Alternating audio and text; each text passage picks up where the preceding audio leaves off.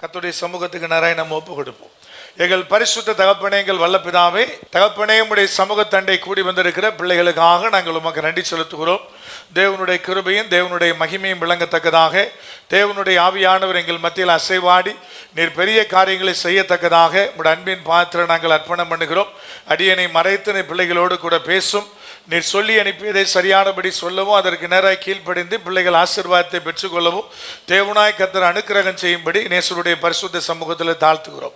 இயேசு கிறிஸ்துவின் அதிகாரமுள்ள நாமத்தில் தானே ஜெபிக்கிறோம். ஜீவனுள்ள எங்கள் பரிசுத்த பரம தகப்பனே, ஆமென். அல்லேலூயா.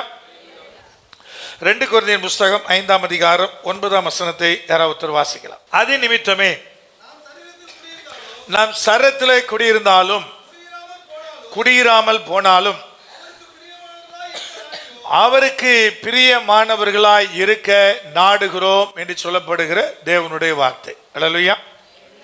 சரத்தில் குடியிருந்தாலும் சரி, குடியிராமல் போனாலும் சரி. இது பவுலுடைய வார்த்தை. என்னன்னு கேட்டீங்கன்னா, நான் உயிரோடு இருந்தாலும் சரி, செத்தாலும் சரிங்கிறது அதோட அர்த்தம். சரத்தில் குடியிருந்தாலும் சரி, குடியிராமல் போனாலும் சரி, தேவனுக்கு பிரியமானவர்களாக இருக்க, அவருக்கு பிரியமானவர்களாக இருக்க நாங்கள் நாடுகிறோம் அப்படின்னு பவுல் சொல்றார். இங்க இங்கிலீஷ் பைபிளில் பார்த்தீங்கன்னா, தேவனை ப்ளீஸ் பண்ண, தேவனை பிரியப்படுத்த நாடுகிறோம் என்று ஆங்கில வேதாகமத்தில் இருக்கிறது. ஒரு சின்ன வித்தியாசம் இருக்கு இல்லையா? அவருக்கு பிரியமா இருக்க நாடுகிறோம் அப்படி சொல்றதை விட கர்த்தரை பிரியப்படுத்த நாடுகிறோம் அப்படிங்கிற வார்த்தைக்கு ஒரு சின்ன வித்தியாசம் இருக்கு. ஒருவேளை ரெண்டு கிட்டத்தட்ட ஒன்று தானேங்களேன். அவரை பிரியப்படுத்தினா அவர் நம்ம மேல என்னமா இருப்பாரு? பிரியமா இருப்பார். ஆனா ஆங்கில வேதாகமம் சொல்லுது, தேவனை பிரியப்படுத்தவே நாங்கள் நாடுகிறோம் அப்படின்னு அவர் சொல்றார். அதை சொல்லும்போது அந்த வசனம் அழகாய் சொல்லுகிறது, அதி நிமித்தமே அப்படின்னு வசனம் சொல்லுது. அதி நிமித்தமே. அப்ப இதுல முன்னாடி பாத்தீங்கன்னா ஒரு 6 கேரக்டர்.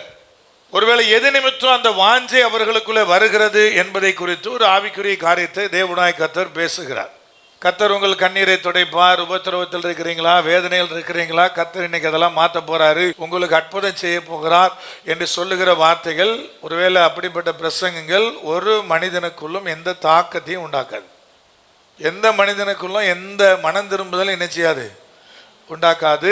எந்த மனிதனுக்குள் இருக்கிற குறையையும் அது சுட்டி காட்டாது. அது நமக்கு குறைவா இருக்கிறது என்ற உணர்வையே தராது. அதை நீங்க ஃபர்ஸ்ட் விளங்கி கொள்ளணும். காலம் ஃபுல்லா தான் பவுல் சொன்னார், எவ்வளோ காலையா பால் குடிப்பீங்க? பாலை குடிச்சு குடிச்சு உங்களுக்கு என்ன இல்லை? பலனே இல்லை. நீங்க எப்பவாவது நல்லா புசிக்கத்தக்கதாக போஜனம் சாப்பிடும்படி வளருவீங்க, நானும் எதிர்பார்த்துக்கிட்டே இருக்கிறேன். இதே கொரிந்தியர் சபைக்கு தான் எழுதார். ஆனா காலம் ஃபுல்லா உனக்கு என்னதான் கொடுக்கன்னு இருக்கு? பாலையே குடிச்சுக்கிட்டு இருக்கிற, பேரலா குடிச்சாலும் உனக்கு என்ன வரமாட்டேங்குது? ஒரு ஸ்ட்ரென்த்தே வரமாட்டேங்குது. சாகர வரைக்கும் நீ பால் தான் குடிப்பியான்னு கேட்கிறாரு இல்லையா? அப்ப நான் இன்னைக்கு உங்களுக்கு ஒருவேளை கர்த்தரை பிரியப்படுத்தும் போது என்ன ஆசீர்வாதம் உண்டாகுதோ ஒரு 4 மட்டும் எடுத்துட்டு வந்திருக்கிறேன், ஆவியானவர் நடத்தல் படி. அப்ப எந்த கேரக்டர், எது நிமித்தமாக தேவனை பிரியப்படுத்தும்படியாக பவுல் வாஞ்சிக்கிறார் என்பதை நீங்க விளங்கி கொள்ளணும். ஒருவேளை நாங்க இப்படி இருக்கிறோம் பிரதர், நாங்க இப்படி வாழுகிறோம், நாங்கள் தேவனை பிரியப்படுத்தும்படியே வாஞ்சிக்கிற என்பது ஒருவேளை பிரதர் பெருமையாகாதான் நீங்க கேட்கக்கூடாது. இதான் விளங்குதான் இல்லையா? சில நேரத்தில் மிஞ்சின நீதிமானா இருந்து, மிஞ்சின ஆவிக்குரியவனா இருந்து இப்படியெல்லாம் பேசுறது ரொம்ப பெருமையா இருக்காதா பிரதர் அப்படி நம்ம என்ன செய்வோம்? கேள்வியெல்லாம் கேட்போம். ஆனா பவுல் அழகா தெளிவா இது மனுஷனுக்குள்ள வர வேண்டிய முக்கியமானதுன்னு சொல்றாரு. இதை சொல்லிட்டு பின்னாடி சொல்லும்போது பாருங்க, 12ஆம் வசனத்துல என்ன சொல்றாரு பாருங்க. 12ஆம் வசனத்துல, இதனாலே நாங்கள் உங்களுக்கு முன்பாக எங்களை மறுபடியும் மெச்சிக்கொள்ளாமல், எங்களுடைய கேரக்டர் இப்படிலாம் இருக்குது, அதனால நாங்கள் தேவனை பிரியப்படுத்தும்படியாக நாங்கள் நாடுகிறோம், விரும்புகிறோம், வாஞ்சிக்கிறோம் சொல்லிட்டு, இதன் மூலமாக நாங்கள் எங்களை மெச்சிக்கொள்ளாமல், இருதயத்தில் அல்ல வெளிவேசத்தில் மேன்மை பாராட்டுகிறவர்களுக்கு எதிரே எங்களை குறித்து நீங்கள் மேன்மை பாராட்டும்படி என்ன செய்கிறோம்?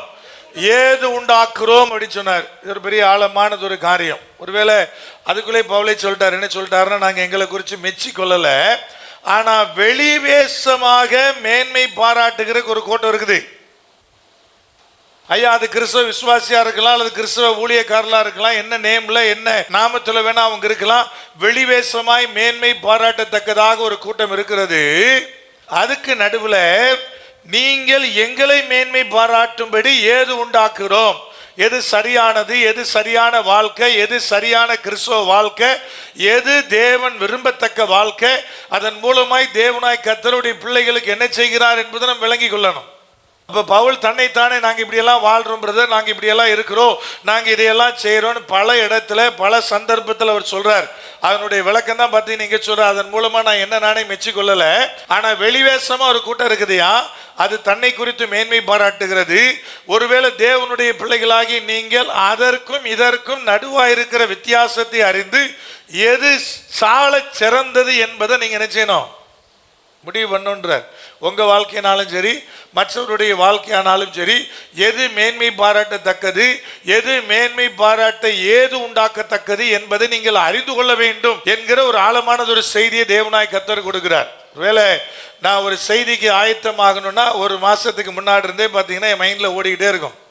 ஆண்டவரே நான் என்ன செய்ய போறேன், இதுக்கு என்ன கொடுக்க போறேன், இதனுடைய கரு என்ன, எதை குறித்து நான் பேசணும் என்று ஆண்டவரிடத்துல பார்த்தீங்கன்னா மன்றாடிக்கிட்டே இருப்பேன்.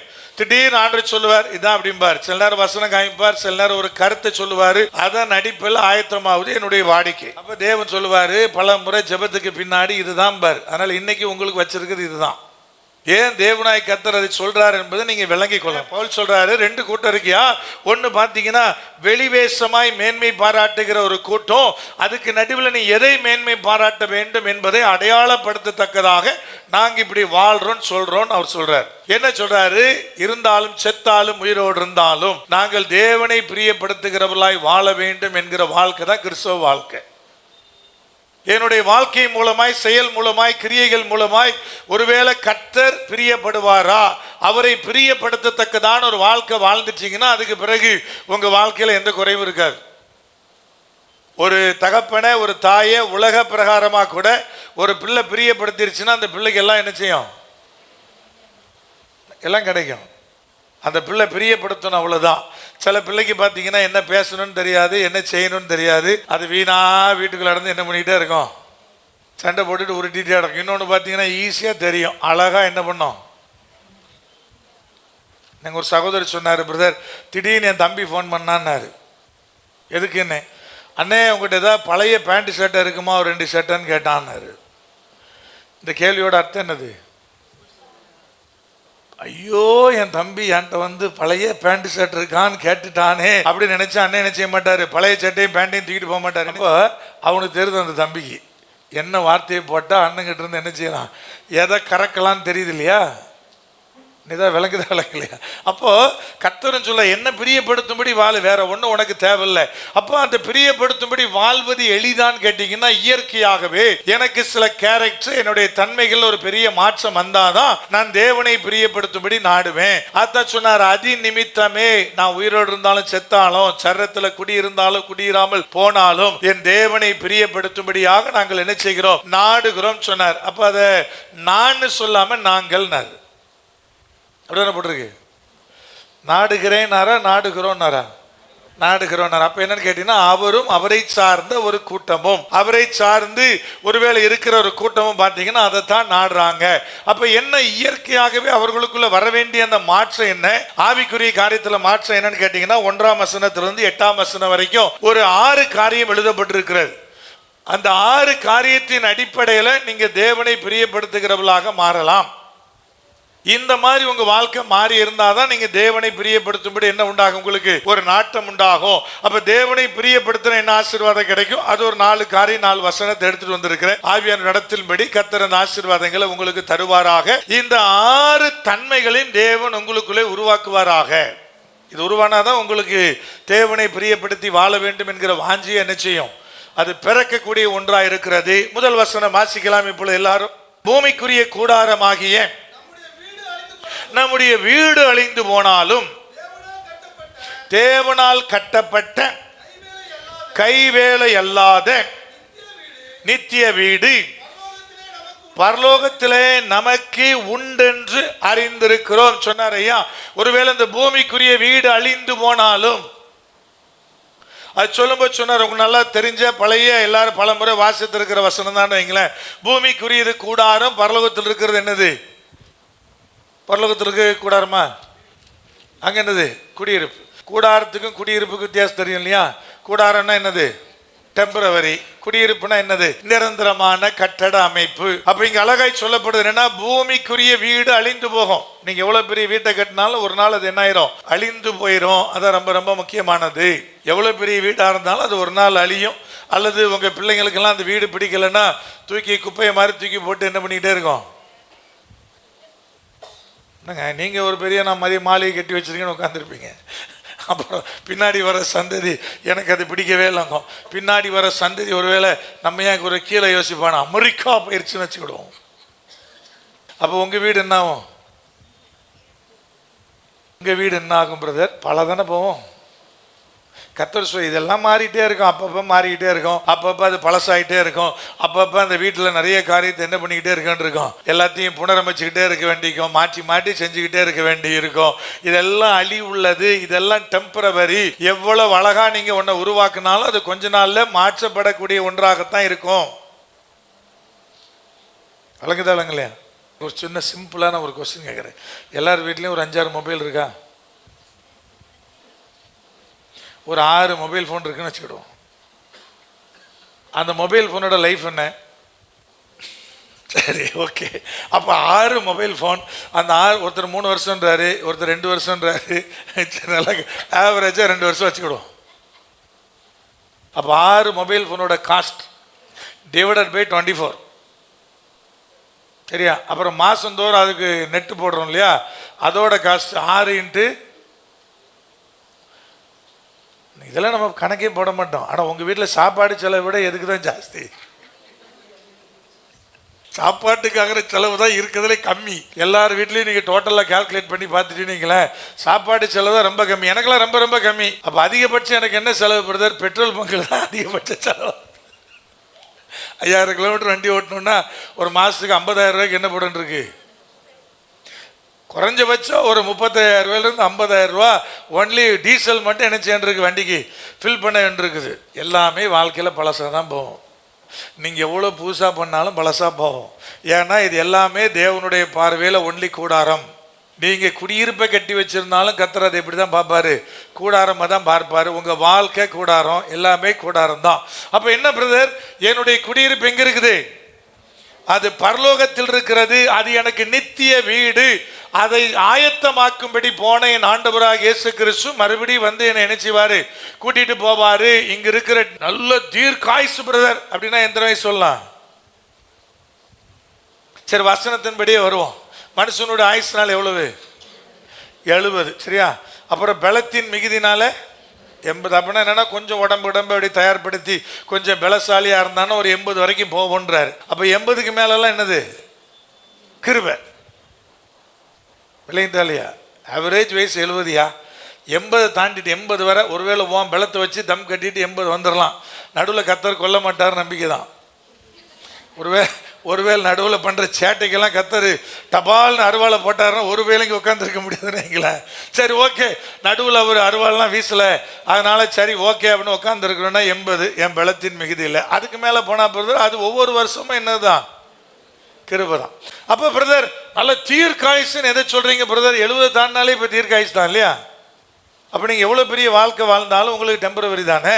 ஆனால் பரலோக ராஜ்யத்தில் அப்படி இல்லை. யுக யுகமாக இருக்க போறீங்க, தொடர்ச்சியாக இருக்க போறீங்க. அங்கே சாவே என்ன செய்யாது? கிடையாது. தேவனாய் கர்த்தர் அங்கே தான் கூட்டிட்டு போறாரு. அது நமக்கு உண்டென்பதை அறிந்திருக்கிறவன். விளங்கி கொள்ளுங்க, அதை அறிஞ்சு வைத்திருக்கிறவன். அறிந்தனா என்ன பிரதர்? உணவு பூர்வமாய் சேர்ந்த பேர் தான் அறிந்து வைத்திருத்தல். தெரிந்து வைத்திருத்தல் வேற இல்லையா? நீங்கள் முதல் முறை இப்போ அங்கே வந்திருக்கிறீங்க நீங்களேன், என்னை இதுவரை நீங்கள் பார்த்ததே இல்லைன்னா பிளெஸிங் ஸ்டான்லி அப்படின்னா அவர் அந்த ஒல்லியாக இருப்பார் அவர் தானே சொல்லுவீங்க இல்லையா? கரெக்டாக சொல்லுவீங்களா? ஹைட்டு வெயிட்டுமா இருப்பார் அப்படின்னு சொல்லுவீங்க. எப்போ பிரதர்? தெரிஞ்சிருக்கிற வரைக்கும். என்ன அறிஞ்சிருக்கிறீங்களா? அந்த பிரதர் பல முறை பார்த்தோம், பல முறை எல்லாத்தையும் பார்த்தாச்சு பிரதர். ஆள் எப்படி இருப்பார் தெரியும். என்னை அறிஞ்சிருக்கிறதுனா என்னது? எனக்கு எப்போ கோபம் வரும், எப்போ எது பிடிக்கும், என்ன செய்வோம், என்னுடைய ஒர்க் என்ன, என்னுடைய ஓட்டம் என்ன, எல்லாம் உங்களுக்கு தெரியணும் இல்லையா? ஒரு அரை மணி நேரம் கூட என்னை சும்மா நீங்கள் பார்க்க முடியாது. என்னங்க மேலே போய் எல்லாம் ரெடி பண்ணுங்க, கீழே இந்த உட்காந்துட்டு வரேன்னு சொன்னால் அந்த அரை மணி நேரத்தில் 10 வேலையை பண்ணிட்டு தான் இங்கே வருவோம். அது யாருக்கு தெரியும் பிரதர்? கூடவே இருக்கிறவங்களுக்கு தான் தெரியும். என்ன தெரியும்? அதால் 24/7 என்ன பண்ணிகிட்டே இருப்பார், ஏதாவது ஒரு வேலையை பண்ணிக்கிட்டே இருப்பாருங்கிற யாருக்கு தெரியும்? கூட இருக்கிறவங்களுக்கு தெரியும். எப்படின்னா, எதுக்கு நான் சொல்கிறேன்னா, அறிந்திருத்தல் என்பது ரொம்ப முக்கியமானது. அப்போ பரலோக ராஜ்யம் ஒன்று இருக்குது தெரியுமா அப்படி கேட்டிங்கன்னா, நீங்கள் தெரியும்னு வேணால் சொல்லலாம். சில செய்திகளை கேட்டு, ஒருவேளை இந்த ஊழியக்கார் பேசினார், அந்த ஊழியக்கார் பேசினார், எனக்கு இவங்க சொன்னாங்க, எங்கள் அம்மா சொன்னாங்க, பரலோகம்னு ஒன்று இருக்குது என்பதை தெரிந்து வைத்திருத்தல் வேற, அறிந்து வைத்திருத்தல் வேற. தெரிஞ்சு வைத்திருக்கிறவனால தேவனை பிரியப்படுத்தும்படி வரமாட்டான், பாதியில் கலந்து போயிடுவான். அவனால் என்ன செய்ய முடியாது, உள்ள கடைசி வர முடியாது. அறிந்து வைத்திருக்கிறவன் தான் வருவான். ஏன்னா அதை உணர்வுபூர்வமாக அறிந்து அதை நோக்கி வாழத்தக்கதாக. இந்த பூமியில் என்னெல்லாம் இல்லை கவலையே படாதீங்க. இருக்கிறவனும் இல்லாதவனும் ஒன்றாகவே வாழுகிறார்கள். எல்லாருமே ஆசீர்வாதமாக தான் நினைச்சாங்க இருக்கிறாங்க. அது ரொம்ப முக்கியமான, நான் உங்களுக்கு அடிக்கடி சொல்லுவேன், ஐயா நீ பிள்ளையை கொண்டு போய் எப்படியா கஷ்டப்பட்டு நான் இதில் கொண்டு போய் சேர்த்துட்டா, அந்த ஸ்கூலில் சேர்த்துட்டா, என் பிள்ளை தான் டாப் ஸ்கூலில் படிக்கிறான், டாப் ஸ்கூலில் படிக்கிறான்னு பேர் வாங்கிடலாம். எங்கே வேணால் சேரு, சிபிஎஸ்சியில் சேரு, ஐசிஐசியில் சேரு. கடைசியில் +2 முடித்தோடனே காலேஜுக்கு வரும்போது கவர்மெண்ட் ஸ்கூல் பிள்ளையும் தமிழ்நாடு சிலபஸும் சிபிஎஸ்சியும் ஐசிஎஸ்சியும் இங்கே தான் உட்காந்துருப்பாங்க. வேற கிளாஸா? ஒரே கிளாஸ் தானே. அப்போ பிரதர் நான் இப்படி இவ்வளவு இத்தனை லட்சம் செலவு பண்ணி அதனால ஒரு யூஸ் கிடையாது, அது ஒன்றுக்குமே என்ன செய்யாது, அது உதவவே உதவாது. அப்போ நீங்கள் சரியானபடி விளங்கி கொள்ளணும். என்ன இருக்குது பிரதர், இது இல்லை பிரதர், அதை பற்றி கவலைப்பட வேண்டிய அவசியமே இல்லை. அதை பற்றி ஒருவனும் ஒரு காலத்தில் கவலைப்பட வேண்டியதில்லை. ஒன்றே ஒன்று தான் எனக்கு அறிஞ்சிருக்க வேண்டிய ஒன்று என்னென்னா, எனக்கு ஒரு நித்திய வீடு இருக்குது. இங்கே இருக்கிற எல்லாம் டெம்பரவரி. என்னுடைய சுகம் டெம்பரவரி, இருக்கிற பணம் டெம்பரவரி, இருக்கிற உறவுகள்லாம் என்னது டெம்பரவரி. அது நல்லா கவனிங்க. ஒருத்தன் விட்டுட்டு போனான்னா அதுக்கு பிறகு அந்த குடும்பத்தை தேடுவதற்கும் சீண்டுவதற்கும் என்ன இருக்காது, நாதி இருக்காது. அதான் உண்மை. பெரிய பெரிய ஊழியக்காருடைய வாழ்க்கையெல்லாம் அதுக்கு சாட்சி. பெரிய ஊழியம் பண்ணுவாங்க, அவ்வளோ அற்புதங்களை அவங்க மூலமாக ஜனங்கள் பெற்றிருப்பாங்க. அந்த ஊழியக்கார் இறந்த பிறகு அந்த குடும்பம் படுற பாடு இருக்குது பார்த்தீங்களா, அது அவ்வளோ மோசமாக இருக்கும். ஏன்னா அற்புதம் பெற்ற ஒரு மனுஷனும் யாருக்கிட்ட போக மாட்டான். அதனால தான் சொல்கிறேன், எல்லாரும் டெம்பரவரி தான். விசுவாசி டெம்பரவரி, எல்லாம் டெம்பரவரி. கணவர், உறவுகள், பிள்ளைகள், கூட பிறந்தவன் எல்லாம் டெம்பரவரி. ஒன்று கூட நிரந்தரம் கிடையாது. அதனால தான் இது எல்லாமே கூடாரங்கிற லிஸ்ட்டில் கர்த்தர் கொண்டு வந்து, உனக்கு ஒரு நித்திய வீடு இருக்குன்னா அது பரலோகத்தில் மாத்திரம்தான் இருக்குது. உனக்கும் தேவனுக்கு நடுவாக இருக்கிற உறவு மட்டும்தான் நிரந்தரமானது. மீது எல்லா உறவுகளும் நிரந்தரமற்றது. நிறைஞ்சா ஒன்று குறைஞ்சா ஒன்று பேசுகிறவன் தான் உலகத்தில் இருக்கிற எல்லா மனுஷனும். அது யாராக இருந்தாலும் சரி. நீங்கள் பல ஆண்டு ஒரு குடும்பத்துக்கு உதவி செஞ்சுட்டு அந்த 10 வருஷம் உதவி பண்ணீங்க, கடைசியில் ஒரு மாதம் உங்களால் ஹெல்ப் பண்ண முடியலன்னா அவங்கள விட்டு தூர தான் போவானே தவிர, உங்களை தூசிப்பானே தவிர, எனக்கு இத்தனை வருஷம் உதவி செஞ்சான்னு சொல்லவே மாட்டான். அதை நீங்கள் சரியானபடி விளங்கி கொள்ளணும். அதுக்குதான் கர்த்தர் சொன்னார், இதெல்லாம் நிரந்தரமானது அல்ல, இது கூடாரம். இதை அறிந்திருக்கணும்னு சொன்னார். 2வது என்ன சொன்னார் பாருங்க, 2ஆம் வசனத்தில், ஏனெனில் இந்த கூடாரத்திலே நாம் தவித்து நம்முடைய பரம வாசஸ்தலத்தை தரித்து கொள்ள மிகவும் வாஞ்சை உள்ளவர்களா இருக்கிறோம். ஏனெனில் இந்த கூடாரத்திலே நாம் தவித்து பரம வாசஸ்தலத்தை தரித்து கொள்ள மிகவும் என்னவா இருக்கிறோம், வாஞ்சா இருக்கிறோம். அங்க போய் சேரன்னு சொல்லலை. தேவனுடைய ராஜ்யம் சொன்னீங்கன்னா 2ஆ இருக்கு. ஒன்று நம்முடைய மரணத்துக்கு பின்னாடி அல்லது கிறிஸ்துவனுடைய வருகைக்கு பின்னாடி நாம் போகக்கூடிய ராஜ்யம். 2வது ஆண்டவர் சொன்னார், இயேசு கிறிஸ்து சொன்னார், தேவனுடைய ராஜ்யம் எங்கன்னு கேட்பான். ஒருத்தன் அங்க இருக்குதுமா, இன்னொருத்தன் இங்க இருக்குமா. ஆனா அதெல்லாம் உண்மை இல்லை. தேவனுடைய ராஜ்யம் எங்க இருக்குதுன்னு சொன்னாரு. எங்க இருக்குனாரு? உங்களுக்கு உள்ள இருக்குனார். உங்களுக்கு உள்ள இருக்குனார். அப்ப பிரதர் எங்களுக்குள்ள நம்ம தான் இருக்கா, அங்க போகணுமான்னு கேட்டீங்கன்னா, அது நான் போகணும். நான் வாழும் போது அந்த தேவனுடைய ராஜ்யம் எனக்குள்ள இருக்குது. அதை நான் தரித்து கொள்ளும்படியான வாஞ்சை. அப்ப செத்த பிறகு போய் சேர்றதா பிரதர்? ஆஹா, வாழும் போதே நீ அந்த பலனோடு வாழ்ந்தாதான் உன்னுடைய மரணத்துக்கு பின்னாடி எங்க போய் சேருவ. என்னங்க, இங்கே வாழும்போது நான் எப்படி வேணால் வாழ்வேன். திடீர்னு ஒரு நாள் நான் ஆண்டுடைய பரலோக ராஜ்யத்து மேலே எனக்கு வாஞ்சி இருக்குது, இப்படி பரலோகம் இருக்குது நான் நம்புகிறேன், நித்திய வாழ்வுன்னு ஒன்று இருக்குது நான் நம்புகிறேன், அதனால் அந்த மோட்ச வீட்டில் நான் பிரவேசிப்பேன் பிரதர். நான் செத்து கிடக்கும்போது 4 பேர் சுற்றி நின்று மோட்ச வீட்டை குறித்து பாட்டு பாடினாங்கன்னா ஆத்துமா அங்கே போயிருந்து நினைக்கக்கூடாது. விளங்கிட்டாலும் இல்லையா? அப்ப சொன்ன தரித்து கொள்ள.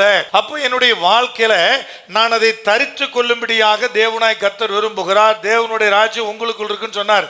ஆண்டவராக இயேசு கிறிஸ்து சொன்னார், அங்க இல்ல இங்க இல்ல உனக்குள்ள இருக்குன்னு. அப்ப உங்களுக்குள்ள இந்த தேவனுடைய ராஜ்யம் இருக்கணும் இல்லையா? தேவனுடைய ராஜ்யத்தினுடைய தன்மைகள் இருக்கணும் இல்லையா? வர்ஷிப்ல சொன்ன மாதிரிதான், ஐயா ராப்பகலா நான் உட்கார்ந்து இருக்கிற ஆசன் தாவீது சொன்னாரு, உட்கார்ந்து இருந்தார். அப்ப கர்த்தர் என்ன சொல்ல வர்றார்? அந்த வாஞ்சை என்ன வாஞ்சை பிரதர்? வாழும் போதே தேவனுடைய ராஜ்யத்தை உள்ளே கொண்டு வருகிற வாஞ்சை. அதை நீங்க அனுபவிச்சு பார்த்தீங்கன்னா தெரியும். அங்க ஒரு சமாதானம் இருக்கும், அங்க ஒரு நிரப்புதல் இருக்கும். அந்த ஆவியானுடைய நிரப்புதல் என்பது நிறைய கவலைகளை, பாரங்களை, அவச்சொற்களை, நிந்தனையான சொற்களை ஈஸியா கடந்து போகும்படி தேவன் உதவுவார். எவ்வளவோ அவச்சொற்கள், நிந்தையான சொற்கள் வந்துகிட்டே தான் இருக்கும் உலகத்தில். அதெல்லாம் பார்த்தீங்கன்னா வந்துகிட்டே இருக்கு. அப்ப இதெல்லாம் கடந்தா நம்ம என்ன பண்ணிக்கிட்டு இருப்போம்னா வந்துகிட்டு இருப்போம். எது பிரதர் பலன் தரும்? அந்த தேவனுடைய ராஜ்யத்தை உங்களுக்கு உள்ள கொண்டு வந்தீங்கன்னா பலன் தரும். தேவனுடைய பிரசன்னத்தை, தேவனுடைய ராஜ்யத்தை. அப்ப இங்க ஆண்டவரை கர்த்தர் சொல்ல தரித்து கொள்ள மிகவும் வாஞ்சியுள்ளவர்களா இருக்கிறோம். மூணாவது பாருங்க, 4ஆம் வசனம். தரித்து கொண்டவர்கள். ஆனால் இப்ப 3ஆவது வசனத்தை சொல்ல தேவனுடைய ராஜ்யத்தினை தரித்து கொண்டான்னா நிர்வாணிகளாய் காணப்பட மாட்டோம். நல்லா கவனிங்க. அப்படின்னா என்ன அர்த்தம்? தேவனுடைய ராஜ்யத்தினை தரித்து கொண்டனா உனக்கு என்ன இருக்கும்? நீ நிர்வாணியா இருக்க மாட்டேன்னு என்ன அர்த்தம்? உனக்கு ரட்சிப்பின் வஸ்திரம் இருக்குன்னு அர்த்தம். ரட்சிப்பின் வஸ்திரத்தினை உடுத்தி இருப்பேன்னு அர்த்தம். நிர்வாணின யாரு பிரதர்? தேவனுடைய பார்வையில எவனெல்லாம் பாவத்தில் இருக்கிறானோ அவன் நிர்வாணியா இருக்கிறான். அப்படியே வசனம் சொல்லுது. ஆதாமும் ஏவாளும் பாவம் செய்யாத வர அவர்களுக்கு தன்னுடைய நிர்வாணம் வெளியே தெரியல. அவர்களுக்கு மகிமை என்பது உடையாய் கொடுக்கப்பட்டிருந்தது. பாவம் செஞ்ச உடனே தங்களை நிர்வாணிகளாக அவர்கள் உணர்ந்தார்கள். இப்ப வசனம் என்ன சொல்லுது? ஒருவேளை நீ தேவனுடைய ராஜ்யத்தை தரித்து கொள்றதுனா என்னது அப்படின்னு கேட்டா, ரட்சிப்பின் அனுபவத்தில் வாழ்வது, அந்த ரட்சிப்பின் வஸ்திரத்தை உடுத்தி இருப்பது. விளங்குதா இல்லையா? ரட்சிப்பு என்கிற அனுபவத்துக்கு பின்னாடி தான் ஞானஸ்நானம். ஃபர்ஸ்ட் என்னது வாசிக்கலாமா? எசேக்கியேல் 16 எடுங்க. அதுல வர 8ஆம் வசனத்தை வாசிக்கலாம் யாராவது ஒருவர். நான் உன் அருகே கடந்து போன போது உன்னை பார்த்தேன். இதோ உன் காலம் பருவ காலமா இருந்தது. அப்பொழுது என் வஸ்திரத்தை உன்மேல் விரித்து, ஃபர்ஸ்ட் அந்த வஸ்திரம் தான் விரித்து, உன் நிர்வாணத்தை மூடி உனக்கு ஆணையிட்டு கொடுத்து உன்னோட உடன்படிக்கை பண்ணினேன் என்று கர்த்தராகிய ஆண்டவர் சொல்லுகிறார். இவ்விதமாய் நீ என்னுடையவளானாய். அவர் மணவாளன், நம்ம எல்லாரும் மணவாட்டி. அதனாலதான் அந்த இடத்துல பெண்களை குறிக்கிற வார்த்தை தேவன் பயன்படுத்துகிறார். என்னுடையவன் சொல்லாம என்னுடையவள் சொல்றார். அப்ப என்ன சொல்றாரு? முதல்ல வஸ்திரம், அந்த வஸ்திரம் விரிக்கப்பட்ட பிறகுதான் அவங்க கூட உடன்படிக்கை. உடன்படிக்கைனா என்ன? ஞானஸ்நானம். முதல்ல ரட்சிப்பு, ரெண்டாவது என்னது? ஞானஸ்நானம். ரட்சிப்பு என்ன செய்து பிரதர்? தேவன் நம்மை அவமானப்படுத்த விரும்பவில்லை என்பதை நமக்கு உணர்த்துகிறார். அந்த வஸ்திரத்தை மூடி ஃபர்ஸ்ட் என்ன பண்ண? நிர்வாணத்தை மூடினேன்றாரு. பிசாசுடைய குணம் என்ன பிரதர்? உங்களை மகா பெரிய பாவியாக முதல்ல மறைச்சு மூடி வச்சிருக்கிற எல்லா பாவத்தையும் ஒரு நாள் கொண்டு வந்து ஜனங்களுக்கு முன்பதாக விரித்து காண்பித்து உங்களை அவமானப்படுத்துவான். எந்த பாவத்தை செய்கிற மனுஷனும் ஒரு நாள் கூனி குறுகி நிற்கும்படியான நிலை வரும். ஒன்று அவன் குடும்பத்தில் அல்லது நட்பு வட்டாரத்தில், எல்லா இடத்துலையும். அது எந்த பாவமாக இருந்தாலும் சரி, பிசாசு ஆரம்பத்தில் மூடி வைத்திருக்கிறவன் பின்னாடி என்ன செய்வான்? திறந்து எல்லாரும் முன்னாடி காமிப்பான். பில் கிளின்டனே அதில் தப்பல. உலகம் பூரா இருக்கிற எல்லா ஜனங்களுக்கு முன்னாடி கூனி குறுகி நின்னாரு. அமெரிக்க தேசத்தில் மாத்திரம் இல்லை, எல்லாரிடத்திலும் மன்னிப்பு கோரினார். அவருடைய அமெரிக்க சிட்டிசன் எல்லாத்தையும் மன்னிப்பு கோரினார். செய்தியா கேட்கறது ரொம்ப ஈஸி. நீங்க மன்னிப்பு கேட்டு பார்த்துருக்கீங்களா? அது அவ்வளோ ஈஸி நினைக்கிறீங்களா? ரொம்பலாம் வேண்டாம். ஒரு 4 பேர் இருக்கும்போது மன்னிப்பு கேட்டு பாருங்க, அது எவ்வளோ கஷ்டம்னு பாருங்க. உண்மையா இல்லையா? மனுஷனுடைய சுபாவம். அது மனுஷனுடைய சுபாவம் என்னது? அது ரொம்ப கஷ்டம். ஆனால் கேட்டாருன்னா எவ்வளோ பெயின்ஃபுல்லாக இருந்திருப்பார் தெரியுமா? அப்போ ஒரு நாள் அதை காமிச்சு எல்லாரும் முன்னாடியும் போய் காமிச்சு அசிங்கப்படுத்துகிறான், அவமானப்படுத்துகிறான். கர்த்தர் அப்படி இல்லை, எல்லாத்தையும் மூடி மறைத்து தன் பிள்ளைகளை அவமானப்படுத்தாமல் ரட்சிப்புகளை கொண்டு வர்றார். அவங்க ஒய்ஃப் ஒரு நாள் சொன்னாங்க, பிரதர் என் கணவர் ஒன்று சொல்கிறாரு அப்படின்னா என்னன்னு. அவர் நல்ல தொப்பையோடு தான் இருப்பார். இது தொப்பை நினைக்காத, உள்ள பூரா பொய். நீ வேணா பிளெஸிங் ஸ்டான்லி பிரதர் வேணா கூட்டி என் தலைக்கு போய் ஜோமுன்னு சொல்லி உள்ளே இருக்கிற ஒன்றை கூட கண்டுபிடிக்க முடியாதுன்னு அப்படி சொல்கிறாரு பிரதர் என் ஹஸ்பண்ட் அப்படின்னா. நான் சொன்னேன், கர்த்தர் நினைச்சாருன்னா ஒரு நிமிஷத்தில் காமிச்சிடுவாரு. ஆனால் கணவரை அவர் வெட்கப்படுத்த நினைச்சல, விரும்பல. அதனால என்கிட்ட அவருடைய அசிங்கங்களை காமிக்காம நினைச்சல இருக்கிறார். நீங்க நினைச்சிடக்கூடாது, எத்தனை ஊழியக்கார் வந்தாலும் எனக்குள் இருக்கிற அசிங்கத்தை, எனக்குள் இருக்கிற அந்த பாவத்தை கண்டே பிடிக்க முடியாது தெரியுமா அப்படி சொல்லாதீங்க. அது கர்த்தர் உங்களை அவமானப்படுத்த விரும்பாதனால காமிக்கல. அவர் அவமானப்படுத்த நினைச்சாருன்னா ஒரு செகண்ட்ல என்ன பண்ணிடுவாரு, காமிச்சிடுவார். அப்ப தேவன் என்ன பண்றாரு, காமிக்கலங்கிறதுனால அது அப்படியே மறைஞ்சிருக்கு நினைச்சிடறாங்க. கர்த்தர் அதை பார்த்துக்கிட்டே இருக்கிறார். ரட்சிப்புக்குள்ள வந்தன்னா உன்னை அவமானப்படுத்த விரும்பாம தேவன் அந்த ரட்சிப்பின் வஸ்திரத்தை தாராரு.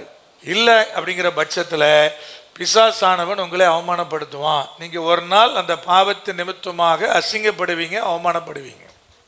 இதை நீங்க சரியா விளங்கி கொள்ளணும். பிரதர் நீங்க என்ன இப்படி சொல்லிட்டீங்க அப்படின்னா அதுதான் உண்மை. நீ சின்ன பிள்ளையாரு, வாலி பையனாரு, வாலி மகளாரு, அல்லது பெரிய வயது முதிர்ந்த ஆளா கூட இருங்க, உங்களுக்குள் இருக்கிற அசிங்கங்கள் ஒரு நாளில் பிசாசால் வெளியரங்கமாக்கப்பட்டு அவன் உங்களை அவமானப்படுத்துவான், கூனி குறுகும்படி செய்வான். அதான் இருக்கல ரொம்ப பெரிய பெயின் என்ன தெரியுமா, எல்லாரும் முன்னாடி கூனி குறுகி நிற்கிறது தான். வாழ்க்கையில் எதுக்கு வேணாலும் சரி, எவ்வளோ பெரிய சத்துரு வந்தாலும் நின்று என்ன பண்ணிடலாம் சொல்ல உங்களுக்கு புரியுதா? சத்துரு நிற்கிறான் பிரதர், பெரிய போராட்டம், பார்த்துடலாம், நின்று பார்த்துடலாம், யுத்தம் பண்ணிடலாம். பெரிய எதிரி எழும்பிட்டான் பிரதர், பக்கத்து வீட்டுக்கார எழும்பிட்டான், அதெல்லாம் பார்த்துக்கலாம், ஒன்றும் பிரச்சனை இல்லை, துணிஞ்சு நிற்போம். ஆனால் அவமானம் என்பது அப்படி நம்மளால் நிற்க முடியாது, பெரிய வேதனை, மிகப்பெரிய காரியம். கர்த்தர் அதுதான் சொல்றாரு, ஐயா நீ தேவனுடைய ராஜ்யத்தை தரித்து கொள்றதுனா என்னன்னா இந்த ரட்சிப்பின் அனுபவத்துக்குள்ளாய் கடந்து வருவது. இப்ப மூன்றாவது தன்மையா என்ன சொல்றாரு பாருங்க, 4ஆம் வசனம். இந்த கூடாரத்தில் இருக்கிற நாம், டெம்பரவரியான வாழ்க்கை வாழ்ந்து கொண்டிருக்கிற நாம் பாரம் சுமந்து தவிக்கிறோம். இந்த போர்வையை களைந்து போட வேண்டும் என்று விரும்பாமல் மரணமானது ஜீவனாலே விழுங்கப்படுவதற்காக போர்வை தரித்தவர்களா இருக்க வேண்டும் என்று விரும்புகிறோம். உலகத்தில் 2 வகையான மக்கள் இருக்கிறாங்க. ஆனா எல்லா மக்களும் பாரம் சுமந்துதான் தவிக்கிறோம். அவருடைய பாரம் அவருக்கு பெரிதா இருக்கிறது. வாழ்க்கையில எதிரிக்கு கூட இந்த கஷ்டம் வரக்கூடாதுன்னு எல்லாரும் என்ன பண்ணிக்கிறோம், சொல்றோம், நினைக்கிறோம். அவருடைய பாரம் அது அவருக்குரியது. அந்த பாரத்தை வேற யாராலும் சுமக்க முடியாது. அவங்க தான் என்ன செய்ய வேண்டியிருக்குது, சுமக்க வேண்டியிருக்குது. அவங்க தான் அந்த பாரத்தை சுமக்கிறாங்க. வேற யாராலும் அந்த பாரத்தை சுமக்கவே முடியாது. எந்த மனுஷனாலும் ஒரு மனுஷனை ஆறுதல் படுத்த முடியவே முடியாது. இது என்னுடைய தனிப்பட்ட முறையினுடைய அனுபவம். நீங்க போய் பேசும்போது ஒரு ஆறுதலா 2 வார்த்தையை சொன்னீங்கன்னா அவங்க அதை கேட்பாங்களே தவிர அவர்களால் அது ஆறுதலாக முழு பலனை தரவே தராது. எல்லாருக்கும் ஒரு பாரம் இருக்குது. அவரவர் தன்னுடைய பாரத்தை பெரிதாய் நினைக்கிறார்கள். ஆனா எல்லாருமே பாரம் சுமந்து தவிக்கிறோம். ஆனா ஒரு கூட்டம் அதை போர்வையை அடையாளப்படுத்துறார் பவுல். அது ஒரு போர்வை மாதிரி என்ன விழுந்து என்ன பண்ணிட்டு இருக்குது, மூடிக்கிட்டு இருக்குது. ஒரு கூட்டம் அந்த போர்வையை களைந்து போட்டணும்னு நினைக்குது. ஆனா இன்னொரு கூட்டம் சொல்றாரு, பவுல் சொல்றாரு, தன்னை அடையாளப்படுத்தி சொல்றாரு, நான் களைந்து போட விரும்பல. ஏன்னா இந்த பாரம், நான் தவிக்கிற இந்த பாரம் சாதாரண பாரம் கிடையாது. அந்த பாரத்தினால அவர் என்ன செய்றாரு, தவிக்கிறார். நான் சுமந்து தவிக்கிற இந்த பாரம் என்னுடைய மரணத்தை ஜெயமாய் விழுங்குகிறது. என்னுடைய மரணமானது ஜீவனால என்ன செய்யப்படுகிறது, விழுங்கப்படுகிறது. ஆதலால் அந்த போர்வை இருக்கட்டும் நான் நினைக்கிறேன்றார். எவ்வளவு ஆழமான வார்த்தை தெரியுமா? ஒரு கூட்டம் புலம்புது, உதறி தள்ளிட்டு ஓடிடும் நினைக்குது, ஐயா வேண்டான்னு நினைக்குது. இன்னொரு கூட்டம் அதை ஏற்றுக்கொண்டு என்ன செய்கிறது, அதை தவிக்கிறது. வேத வசனத்தினுடைய காரியத்துக்குள்ள தன்னை ஒப்பு கொடுத்த ஜனம் என்ன நினைக்குதுன்னா, இந்த பாவ பாரமானது, நான் தவிக்கிற பாரமானது என்னுடைய மரணத்தை ஜீவனாலே விழுங்குகிறது. சங்கீதம் 84:5-6 வாசிக்கிறோம். அழுகையின் பள்ளத்தாக்கை ஒருவன் நடந்தது என்ன செய்கிறார்கள், நீரூற்றாக்கி கொள்ளுகிறார்கள். அடுத்த வசனம் சொல்லுது, அவர்கள் பலத்தின் மேல் பலன் அடைந்து தேவனுடைய சந்நிதியிலே காணப்படுவார்கள். அப்ப அழுகையின் பள்ளத்தாக்கு இருக்குது, ஒரு பாரம் இருக்கா பிரதர்? இருக்குது. அது என்ன வித கவலையை? ஒருத்தர் கடன் பாரன்றாரு, இன்னொருத்தருக்கு வீட்டில் அமைதியே இல்லை, இன்னொருத்தருக்கு சமாதானம் இல்லை, இன்னொருத்திக்கு வாழ்க்கை சரியா நினைச்சல அமையல, ஒருத்தருக்கு நோய், கடந்து வருகிற பாடுகள், பாரங்கள் ஏராளம். தவிக்கத்தக்க வகையில் இருக்கிற பாரம், அதை போர்வையை அடையாளப்படுத்தி சொல்றாரு. பரவாயில்ல, எவ்வளவு பாரமா இருந்தாலும் அது என் கூட இருக்கட்டும், ஏன்னா இதன் மூலமாய் என்னுடைய மரணம் ஜீவனாலே விழுங்கப்படுகிறது. அதாவது நித்திய ஜீவனுக்கு நான் என்ன செய்யப்படுறேன்?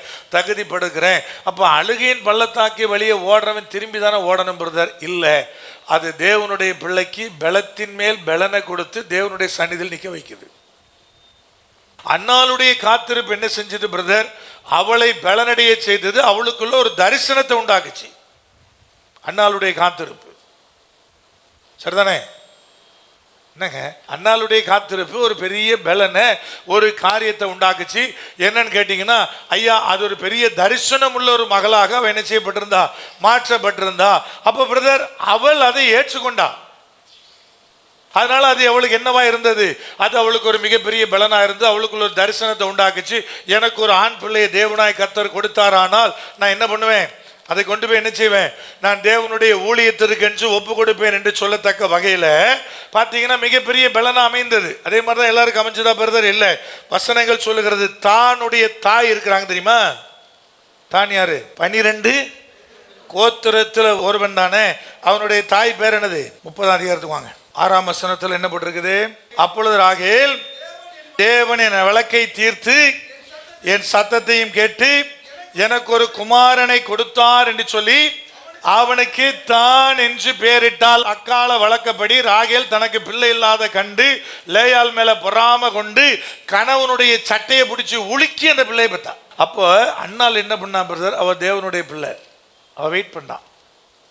கர்த்தருடைய சமூகத்திலே மன்றாடினா, ஆண்டுடைய பாதத்தை பிடிச்சு உழுக்குனா. அவளுக்கு அழகான ஒரு சந்ததி, ஒரு தரிசனம் உள்ள சந்ததி, ஒரு தீர்க்க தரிசியாக சாமுவேல் பிறந்தார். இவன் என்ன பண்ணா பிரதர்? கர்த்தருடைய பாதத்தை பிடிச்சு குலுக்காம புருஷன் சட்டையை பிடிச்சு குலுக்கினான். அக்கால வழக்கத்தின்படி ஒரு பிள்ளையை பெக்கும்படி என்ன பண்ணா? முற்பட்டா. தான் பிறந்தான். பைபிள் வசனம் சொல்லுது, கடைசி வரை அவன் தடை கட்டப்படாத சர்ப்பமாக, ரட்சிக்கப்படாதவனாக கடைசி வரை வாழ்ந்தான். அந்த சந்ததி அப்படிதான் போச்சு. பரலோக ராஜ்யத்தில் கூட அந்த கோத்திரத்துக்கு இடம் இல்லை. முதல் பங்காக 1,44,000 பேரை கர்த்தர் தெரிந்தெடுத்தார் பரலோக ராஜ்யத்தில். அந்த 1,44,000 பேர் யாரு கேட்டீங்கன்னா, பைபிள் சொல்லுது முதல் பங்கா கர்த்தர் தெரிந்தெடுத்தது அந்த 12 கோத்திரத்திலிருந்து தேவன் தெரிந்தெடுத்தாரியா. 12 × 12,000 எவ்வளவு? 1,44,000. சரியா? அப்போ அதுல பாத்தீங்கன்னா 12 கோத்திரத்துல தான் கோத்திரத்துக்கு இடம் இல்லை. அங்கேயும் பாத்தீங்கன்னா யோசேப்புடைய மூத்த மகனுக்கான இடத்தை கர்த்தர் கொடுக்கிறார். அங்கேயும் யோசேப்புக்கு 2 பங்கு தான். பரலோக ராஜ்யத்திலையும் அவனுக்கு ஒரு 12,000, அவன் பிள்ளைக்கு ஒரு 12,000. கடைசி வரை தான் பாத்தீங்கன்னா ஆசீர்வாதத்தை பெறவே முடியல. இதே சொல்றேன் தெரியுமா? பாரம் இருக்கும், எல்லாருக்கும் பாரம் இருக்கும். உங்களுக்கு ஒரு பாரம் இருக்கும், எனக்கு ஒரு பாரம் இருக்கும். எனக்கு இருக்கிற சரீரத்தினுடைய பலவீனம் எனக்கு ஒரு முள்ளு, அது எனக்கு குத்திக்கிட்டே இருக்கும். ப்ரெஷர் ஏறணும்னு எனக்கு அப்படியே தெரியும். ஹார்ட்லாம் சூடாகும், நல்லாவே தெரியும். அப்படியே ஹீட் ஏறும், கதன்னு உள்ள பார்த்தீங்கன்னா அப்படியே எரியும். ரொம்ப ப்ரெஷர் ஏறிச்சுன்னா அது ஒரு மாதிரியே வேலை செய்யும். காலைல எழும்புமான்னு தெரியாது. ப்ரெஷர் ஏன் உங்களுக்கு ஏறுதுன்னு கேட்காதீங்க. எல்லா பிரச்சனையும் தூக்கி தலைமையில் எழுத்து வச்சுட்டா எல்லா ப்ரெஷரும் என்ன செய்யும்? எனக்கு வர்ற ஃபோன் காலில் பாதி தான் என் வேலை, மீதி அவ்வளவும் தேவையில்லாமல் அவருக்கு உதவி போனேன், இவங்களுக்கு உதவி செய்ய போனேன்னு கொண்டு வந்து தலைக்கு மேலே இருக்கும் தெரியுமா? அந்த பாரம் தான் பெரிய பாரமாக இருக்கும். இது அவ்வளோ சேர்ந்து எல்லா ப்ரெஷரும் ஏறும். காலையில் எழும்புமான்னு தெரியாது. சரி எழும்புனா ரைட், ஓகே, இன்னைக்கு எழுப்பி இருக்கிறோம், ரைட், ஓகே அப்படின்னு என்ன பண்ண சிரிச்சுக்கிட்டே சொன்னாலும் அது ரொம்ப வேதனைக்குரியது. அப்படிதான் வாழ்க்கை என்ன பண்ணிட்டு இருக்குது? ஓடிக்கிட்டு இருக்குது. நல்ல கவனி, எல்லாருக்கும் ஏதோ ஒரு பிரச்சனை இருக்கும். இங்க பவுல் சொல்றாரு, அந்த பிரச்சனை தான் என்னுடைய மரணத்தை ஜீவனாலே விழுங்குவதற்கு ஏதுவா இருக்கிறது. அதனால பிரதர் இதை கடந்து வர ரொம்ப கஷ்டமா இருக்கு. பரவாயில்ல, பவுல் சொன்ன மாதிரி அதை ஒரு போர்வையாக, அதால தவிச்சாலும் பரவாயில்ல, அது இருக்கட்டு, தேவன் அனுமதிச்ச காலம் வரை என்று ஏற்றுக்கொள்ளத்தக்கதான ஒரு மனநிலையை தேவனாய் கர்த்தர் அங்கே காண்பிக்கிறார். இப்ப பாருங்க, 4வது என்ன சொல்றாரு பாருங்க, வாசிக்கலாம். 6ஆம் வசனம். நாம் தரிசித்து நடவாமல் விசுவாசித்து நடக்கிறோம். தரிசித்து நடக்கல, விசுவாசித்து நடக்கிறோம். எங்களுடைய நடையே நாங்கள் பார்க்கிற காரியத்தை வைத்தல்ல, நாங்கள் பார்க்காமல் விசுவாசத்தின் அடிப்படையில் வாழுகிறதான வாழ்க்கை. எப்ப சரியாகும் பிரதர்? கர்த்தர் சொல்லியிருக்கிறார் சரியாகும். சரியாகுமா ஆகாதா அந்த கேள்வி எனக்கு தேவையில்லை. ஒன்றை நான் பார்த்து விசுவாசிப்பதல்ல. தரிசித்துன்னு என்ன அர்த்தம்? பார்க்கறது. தரிசித்துன்னு என்னது? பார்க்கறது. நான் பார்த்து நடக்கலையா, விசுவாசித்து நடக்கிறேன்னாரு. அப்ப யாரு பிரதர் தேவனை பிரியப்படுத்த விரும்பா? முழுக்க முழுக்க முழுக்க விசுவாசத்தின் அடிப்படையிலான ஒரு வாழ்க்கை வாழுகிற ஜனம்தான் தேவனை பிரியப்படுத்த நினைக்கும். இதெல்லாம் இருக்குது பிரதர் அப்படி நம்ம நினைச்சோம்னா, நான் என்னுடைய வாழ்க்கை முழுக்க கர்த்தர் செய்கிற காரியத்தெல்லாம் என்ன செய்வேன்னா, எனக்கு இது இருந்துச்சு, கர்த்தர் அதை பண்ணாரு, அது இருந்துச்சு, இதை பண்ணாரு, போயிட்டே இருப்போம். ஆனால் ஒன்று என்னன்னா, தேவனை விசுவாசித்து வாழுவது. எது இருக்குதோ இல்லையோ கர்த்தர் சொல்லியிருக்கிறார், எது இருக்குதோ இல்லையோ தேவன் அங்கு ஒரு அற்புதத்தை செய்திருக்கிறார். நான் ஆராதிக்கிற தேவன் இன்னைக்கும் அற்புதத்தை என்ன பண்ணிக்கிட்டே இருக்கிறாரு, செஞ்சுக்கிட்டே இருக்கிறாரு. அதிசயமான காரியத்தை செஞ்சுக்கிட்டே இருக்கிறாரு. அதன் மேலே நான் வைக்கிற விசுவாசம் என் வியாதியை கடக்க உதவும், என் பிரச்சனைகளை கடக்க உதவும். அப்ப விசுவாசித்து வாழுகிற வாழ்க்கை தான் தேவனாய் கர்த்தர் விரும்புகிறவரா இருக்கிறார். விசுவாசத்தின் அடிப்படையில் முழுக்க முழுக்க முழுக்க என்னது? ஃபெய்த்தின் அடிப்படையில் ஓடுகிற வாழ்க்கை. இது எப்படி செய்ய போறோம் பிரதர் அப்படின்னு ஒரு நாளும் விசுவாசித்து வாழ்றவன் கவலையப்பட மாட்டான். நான் அப்படி கவலைப்பட்டதே இல்லை. எப்படி செய்ய போறோம் அதை பத்தி கவலையே படுறது இல்லை. குஜராத்துக்கு போனோம், 149வது ஆலயத்தை குஜராத்தில் திறந்தோம்.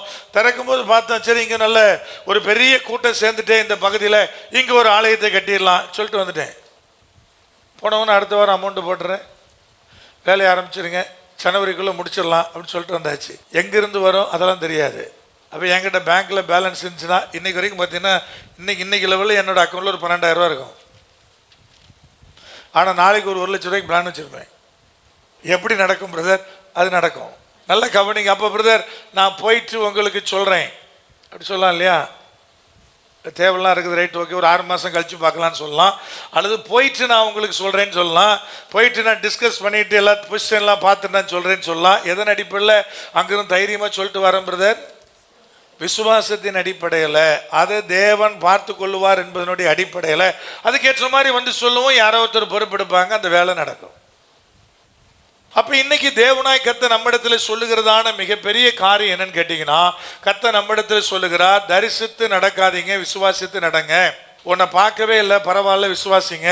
இது இப்படித்தான் இருக்குது இல்லைங்க, கர்த்தர் எனக்கு சொல்லி இருக்கிறார், அதை நான் விசுவாசிக்கிறேன்னு சொல்லுங்க. அதை வேத வசனத்தின் அடிப்படையில் என்ன செய்யுங்க. கர்த்தர் பேசுறது எப்படி கேட்கறது பிரதர்? அடுத்து ஒன்று இருக்கு இல்லையா, கர்த்தர் பேசுறது விசுவாசிங்கன்னு சொல்லியாச்சு, ரைட்டு. கர்த்தர் பேசுறது எப்படி கேட்கறது? பைபிள் வாசிக்கணும்ல. பைபிள் வசனம் சொல்லுது, இந்த பைபிளை வாசிக்காதவன், இதை மேலே பிரியம் இல்லாதவன், இதற்கு செவி கொடுக்க பிரியம் இல்லாதவன்லாம் போய் தீர்க்கதரிசிகள் தேடி போவானாம். நான் சொல்ல, ஏசாயா 30:8-9 வசனம் சொல்லுது. வசனத்தை கேட்க மனதில்லாச்சானா எங்கே போவோம்? தீர்க்கதரிசிக்கிட்ட இல்லை, போய் தீர்க்கதரிசிக்கிட்ட போவோம். நான் சொல்ல, வாசித்துடலாமா அந்த வசனத்தை? வாசித்துடலாமே. ஏசாயா 30 அதிகாரத்தை திருப்புங்க, அதில் வர்ற 9-10 வாசிங்க. இவர்கள் கலகமுள்ள ஜனங்களும் பொய் பேசுகிற பிள்ளைகளும் கர்த்தருடைய வேதத்தை கேட்க மனதில்லாத புத்திரமா இருக்கிறார்கள். வசனத்தை கேட்கறதுக்கு ஆசை கிடையாது, மனது கிடையாது, மனதில்லாத புத்திரா இருக்கிறார்கள். இவர்கள் தரிசனக்காரரை நோக்கி தரிசனம் காண வேண்டாம் என்றும், ஞான திஷ்டிக்காரனை நோக்கி யதார்த்தமா நீ டைரக்டா எனக்கு தரிசனம் சொல்லாமல் எங்களுக்கு இதமான சொற்களை உரைத்து மாயமானதை திருஷ்டிங்கள் என்றும் போய் கேட்பானா. நீ என்கிட்ட வந்து டைரக்டாலாம் சொல்லாத, நீ டைரக்டாலாம் என்கிட்ட சொல்ல வேண்டிய அவசியம் இல்லை, நீ மாயமானது திருஷ்டித்து. திருஷ்டித்துன்னு என்னது? என்னங்க திருஷ்டித்துன்னு என்னது? நீயே உருவாக்கி, நீ மாயமானதை ஒன்று உருவாக்கு. பட் ஆனால் கேட்கும்போது எனக்கு நல்லா குழு குழுன்னு இருக்கணும், அதுக்கேற்ற மாதிரி இதமாக சொல்லு. யார் இப்போ இந்த பொய்யான தீர்க்கதரிசியை தேடி போகிறாங்க? உண்மையான தீர்க்கதரிசிகிட்ட போனால் அந்த செருப்பு கலத்தை அடிப்பான். அவன்கிட்ட போய் எனக்கு இதமாக இருக்கணும்னு சொல்கிறேன்னா கலட்டிட்டு அடிப்பான். அப்போ இங்கே போய் சொல்ல முடியும், பொய் தீர்க்கதரிசி சொல்ல முடியும். அவர் தான் மாயமானதை உருவாக்குவார். இதமான வார்த்தைகளை கொண்டு கேட்கும்போதே உங்களுக்கு குழு குழு குழுன்னு இருக்கிற மாதிரி சொல்லி அனுப்புவார். நீங்கள் அப்படியே குழு குழுன்னு வர வேண்டிதான். அதை விசுவாசிங்கன்னா வீணாக தான் போவீங்க. ஒரு வார்த்தையை கர்த்தர் பேசுனா வசனத்தின்படி இருக்கான்னு பார்க்கணும். அது வசனத்தின்படி இருந்தால் மட்டும்தான் ஏற்றுக்கொள்ளணும், யார் சொன்னாலும் சரி. அப்போ எனக்கு வசனத்தை கேட்க மனசு இல்லைன்னா இந்த சேட்டை தான் பண்ணிட்டு இருப்பேன். இதை புரியுதா? அப்போ வசனத்தை கேட்க மனசு இல்லாத ஒரு கூட்டம் இருக்கு, அது கீழ்படியாது. கேட்டு ஒரு கூட்டம் இருக்கு, அது என்ன செய்ய தெரியுமா? ஒரு வசனத்தை வாசிப்பா, கர்த்தர் அவங்களுக்கு பேர் தான் துரோகினார். சங்கீதம் 119 திருப்புங்க, அதில் வர 158 வசனத்தை வாசிங்க. உமது வசனத்தை காத்து கொள்ளாத துரோகி. இவன் கேட்க மனதில்லாதவன் இல்லை, காத்துக்கொள்ள பலன் இல்லாதவன். இவன் 1000 காரணம் தெரியும் சொல்லுவான். உங்களுக்கு தெரியுமா பிரதர், பழமொழியே சொல்லுது தெரியுமா? என்ன சொல்லுது? தலைவலியும் காய்ச்சலும் தனக்கு வந்தாலும் தெரியும். உனக்கு தலைவலி வந்திருக்குது, காய்ச்சல் வந்திருக்கு, ரைட்டு தான். இன்னொருத்தருக்கு வரலன்னு சொல்லாதா, இன்னொருத்தனுக்கு வயிற்று வலி வந்திருக்கு.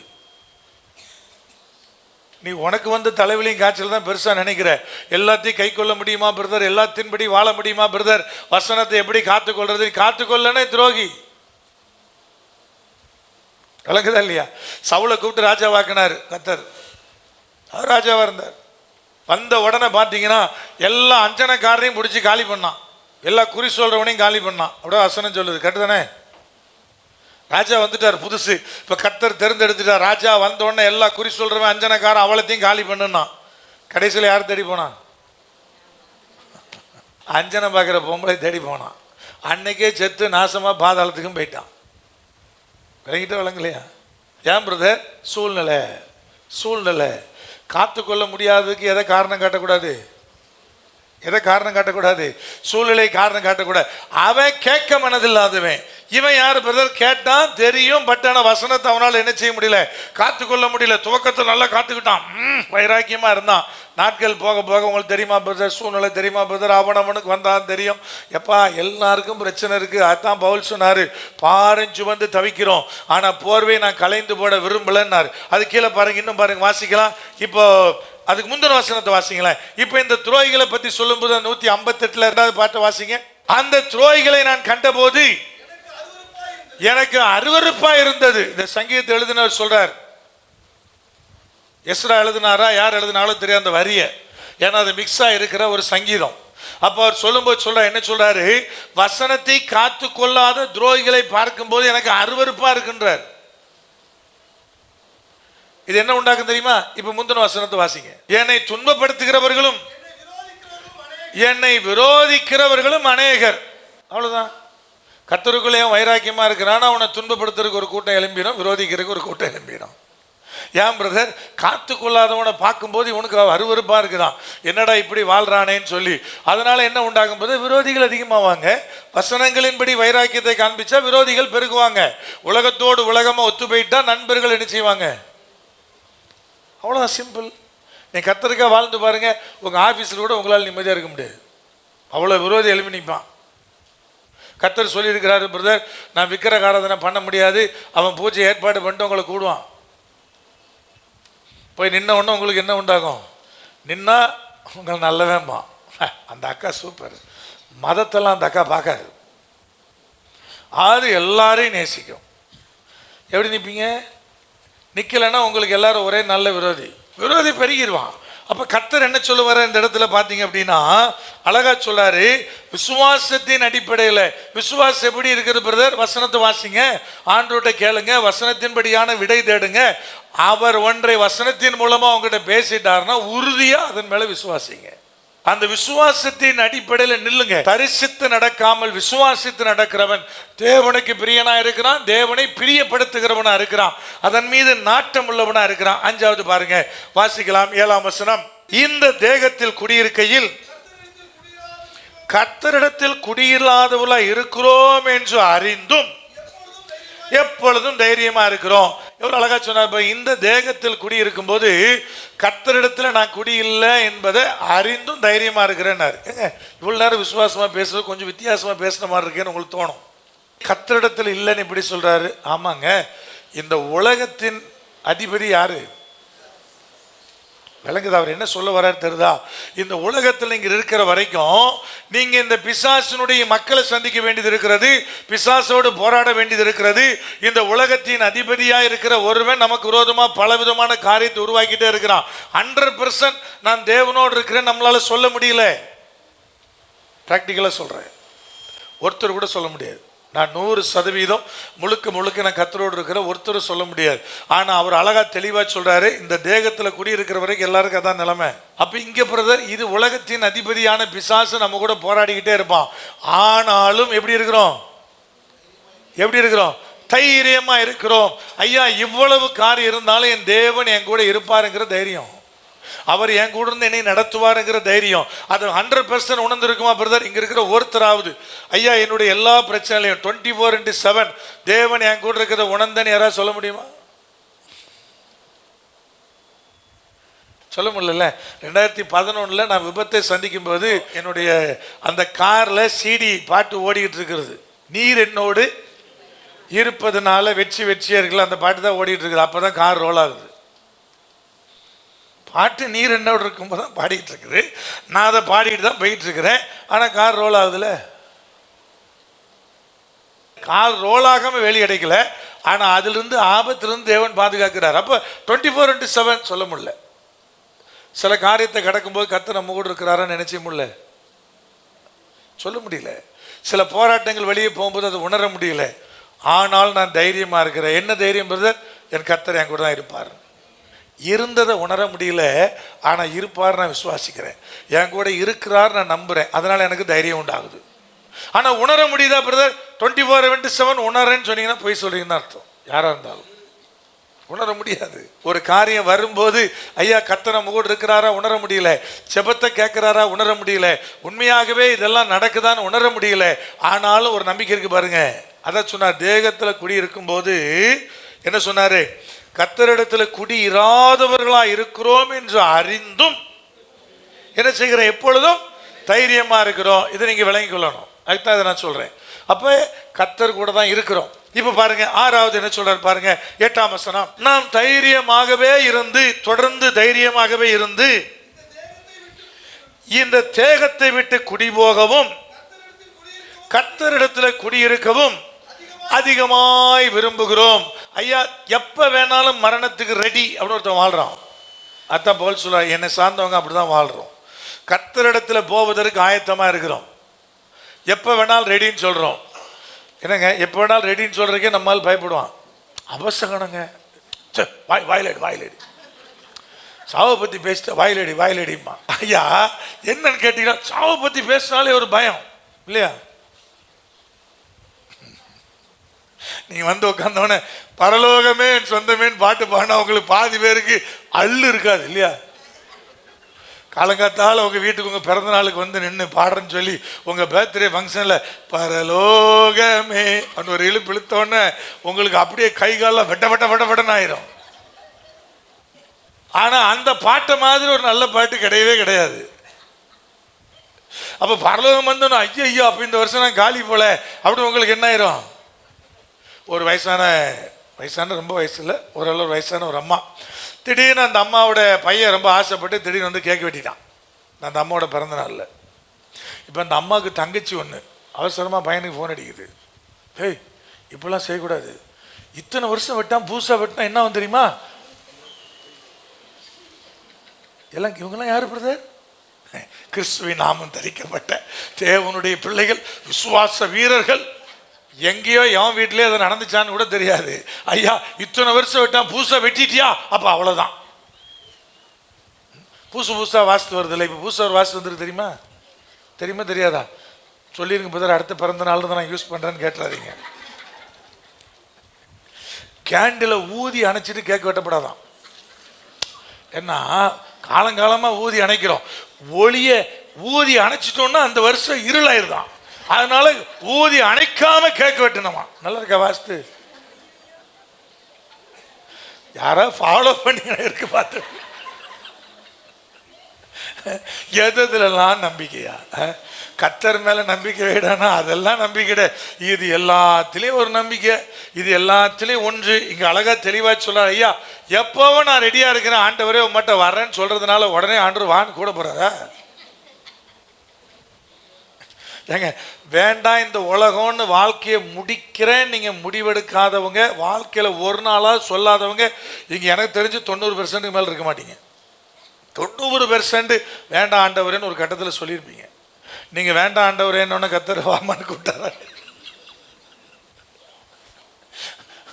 இருந்து தொலைல விட்டுருக்காரு, கூடவே மாட்டார்ல. போவாங்க சில வீட்டுக்கு போனீங்கன்னு சொல்லுவாங்க, ஐயா சீக்கிரம் என்னை எடுத்துக்க சொல்லி ஜோம் பண்ணுங்க. நான் கேட்கறது, இப்படி அடிக்கடி சோம் பண்ணோன்னா ஆயுசு நீளுதுங்கிறதுக்காக ஒரு வேலை எடுத்துக்காண்டவரேன்னு சோம் பண்ணுறீங்களா அப்படி கேட்குறது. சில பாட்டியமாக போன உடனே கேட்பாங்க, ஐயா என்னை சீக்கிரம் எடுக்கிறதுக்கு ஒரு சோம் பண்ணியிருக்கேன்பாங்க. இல்லை நறுக்குன்னு தள்ள கொட்டணும் போலே தோணும். நல்லா கவனிங்க, எடுக்கிறேன்னா அவர் எடுக்க போகிறாரா? இல்லை. ஆனால் ரெடியாருன்றார். எப்பவும் நான் ரெடி, எப்பவும் நான் ஆயத்தம், நான் குடிபோக ஆயத்தம் தேவனோடு. அப்படி வாழுகிறவன் என்ன செய்யறான்னா தேவனை பிரியப்படுத்த வாஞ்சிக்கிறான். அவர் எதில் பிரியப்படுவார் அதன்படி வாழ, அதன்படி ஒப்பு கொடுக்க வாஞ்சிக்கிறான். இப்படி வாழ்வதனால எனக்கு என்ன பிரயோஜனம் பிரதர்? இப்படிதான் நான் வாழணும் ஆண்டு சொல்றார். 1 கொரிந்தியர் 10:31 வாசிக்கலாம். ஆகையால் நீங்கள் புசித்தாலும் குடித்தாலும் எதை செய்தாலும் எல்லாவற்றையும் தேவனுடைய மகிமைக்கென்று செய்யுங்கள். இது ஆண்டவரை கர்த்தர் சொல்ல. தேவனை பிரியப்படுத்த கர்த்தருக்கு மகிமை உண்டாக செய்யுங்க. பிரதர் பைபிள்ல குடிக்கலான்னு போட்டிருக்கு தெரியுமா, புசிக்கலான்னு போட்டிருக்கு தெரியுமா? ரைட்டுங்க, குடிக்கிற நல்ல கையில எல்லாம் கப்பலை ஊற்றி வச்சுக்கிட்டு முடிஞ்சா இப்படி சியர்ஸுக்கு பதிலா அல்லேலூயா ஸ்தோத்திரம் அப்படி சொன்னா குடிச்சா குடிக்கிறார் அப்படி சொல்றாரு. சினிமா பார்க்கலாமா வேண்டாமா பிரதர்? கதாநாயகனும் கதாநாயகியும் அரகர உரையில் அப்படி கட்டி பிடிக்கும் போது தியேட்டரில் உட்காந்து அல்லேலூயா அப்படி சொல்ல முடிஞ்சா பாருன்னு அர்த்தம். இதை விளங்கிட்டாளுங்க இல்லையா? இதுக்கெல்லாம் கேள்விதான், இதை செய்யலாமா வேண்டாமான்னு. எப்பா கர்த்தரில் மகிமைப்படுவார்னா நீ செய். இதை விளங்குதா? சிம்பிளாக ஒன்று சொல்லுவோம், ஸ்கூலில் எக்ஸாம் நேரத்தில் காப்பி அடிக்கலாமா பிரதர்?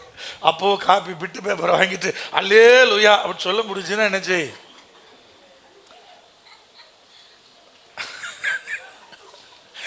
அப்படின்னு அர்த்தம். நல்லா கவனிங்க, ஆண்டு சொல்ல, புசிச்சாலும் சரி குடித்தாலும் சரி என்ன செஞ்சாலும் சரி கர்த்தரை பிரியப்படுத்தத்தக்கதான ஒரு வாழ்க்கை. அதுதான் ஆண்டு சொல்ற. இப்ப தேவனை பிரியப்படுறதுக்காக பவுல் என்ன வேணா எப்படி வேணா ஆனார். இதுக்கு முந்தின அதிகாரத்தில் பாருங்க, 9ஆம் அதிகாரத்துக்கு வாங்க. 1 கொரிந்தியர் 9:19 வாசிக்கலாமே, 23 வரை. நான் ஒருவருக்கும் அடிமைப்படாதவனா இருந்தும் நான் அதிக ஜனங்களை ஆதாயப்படுத்திக் கொள்ளும்படி என்னை தானே எல்லாருக்கும் என்ன ஆக்கினேன்? அடிமை ஆக்கினேன். எவ்வளவு அழகான வார்த்தை பாருங்க. நான் ஒருவனுக்கும் அடிமைப்படாதவன். பவுலுடைய கேரக்டர் என்ன பிரதர்? அவன் யாருக்கும் பயப்படாதவன், சபைகளை துன்பப்படுத்தினவன், அவன் இருந்த பொசிஷன் வேற. அவன் அப்படிப்பட்டவனாய் இருந்தும் தேவனுக்காக என்ன பண்ணான்? எல்லாருக்கும் அடிமையான, எல்லாரையும் ஆதாயப்படுத்தி கொள்ளுவதற்காக அப்படி சொன்னார். இவ்வளவு அழகான வார்த்தை பாருங்க. நான் யார் தெரியுமா அப்படி கேட்காதீங்க. நீ யார் தெரியுமான்னு கேட்காத. அது எல்லாத்தையும் கடந்து ஆதாயம் பண்ணி கொள்ளுவதற்காக நான் ஒண்ணுமே இல்லை நீ சொல்றீங்க பாருங்க. அங்கதான் தேவனாய் கர்த்தர் மகிமைப்படுவார். இப்ப பவுல் சொன்னார், கீழே சொன்னார் பாருங்க, யூதரை ஆதாயத்தை படுத்திக் கொள்ளும்படி யூதருக்கு யூதனை போலவும் நியாயப்பிரமாணத்துக்கு கீழ்பட்டவளை ஆதாயப்படுத்திக் கொள்ளும்படி நியாயப்பிரமாணத்துக்கு கீழ்பட்டவனை போலவும் ஆனேன். நியாயப்பிரமாணத்துக்கு கீழ்பட்டவன் சொல்லல, போலவும் ஆனேன். நியாயப்பிரமாணம் இல்லாதவர்களை ஆதாயப்படுத்திக் கொள்ளும்படி அவர்களுக்கு நியாயப்பிரமாணம் இல்லாதவனை போலவும் ஆனேன்.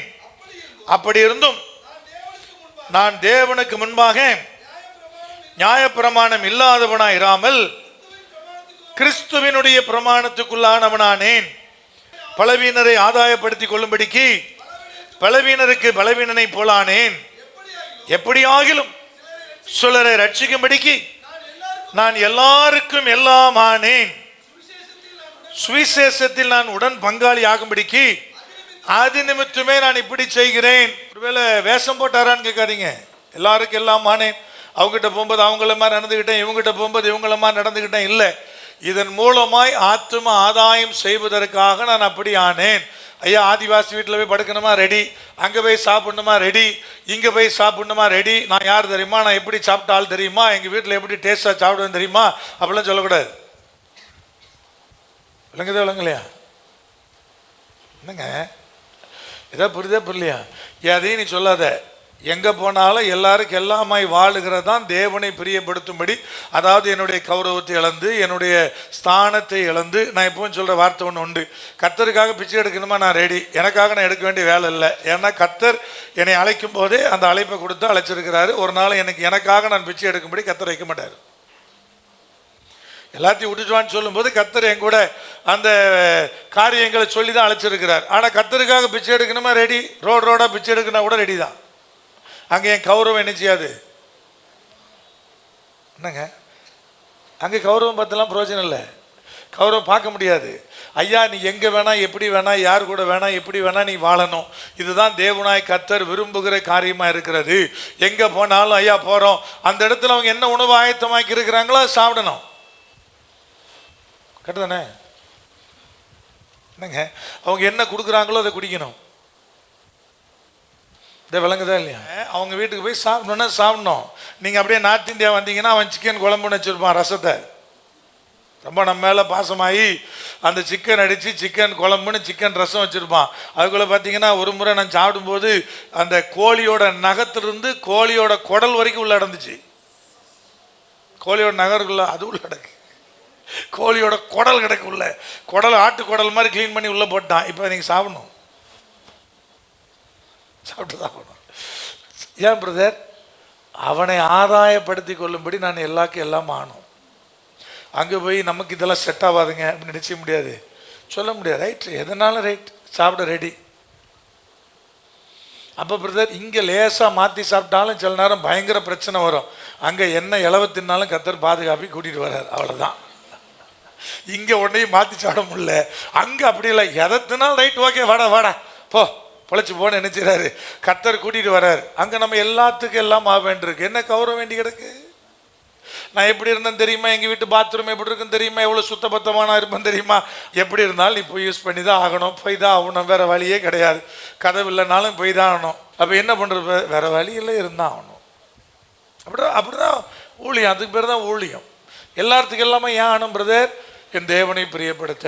எப்படி ஆகிலும் ஒரு கூட்டத்தை ஆண்டருக்கு ஆயத்தமாக்க. அப்படிதான் பவுல் வாழ்ந்தார். சரி, இப்போ 4 ஆசீர்வாதம் வேகமாக சுருக்கமாக, ஆசீர்வாதத்தை சுருக்கமாக சொன்னால் போதும், நீங்கள் கப்புன்னு பிடிச்சிக்கிடுவீங்க.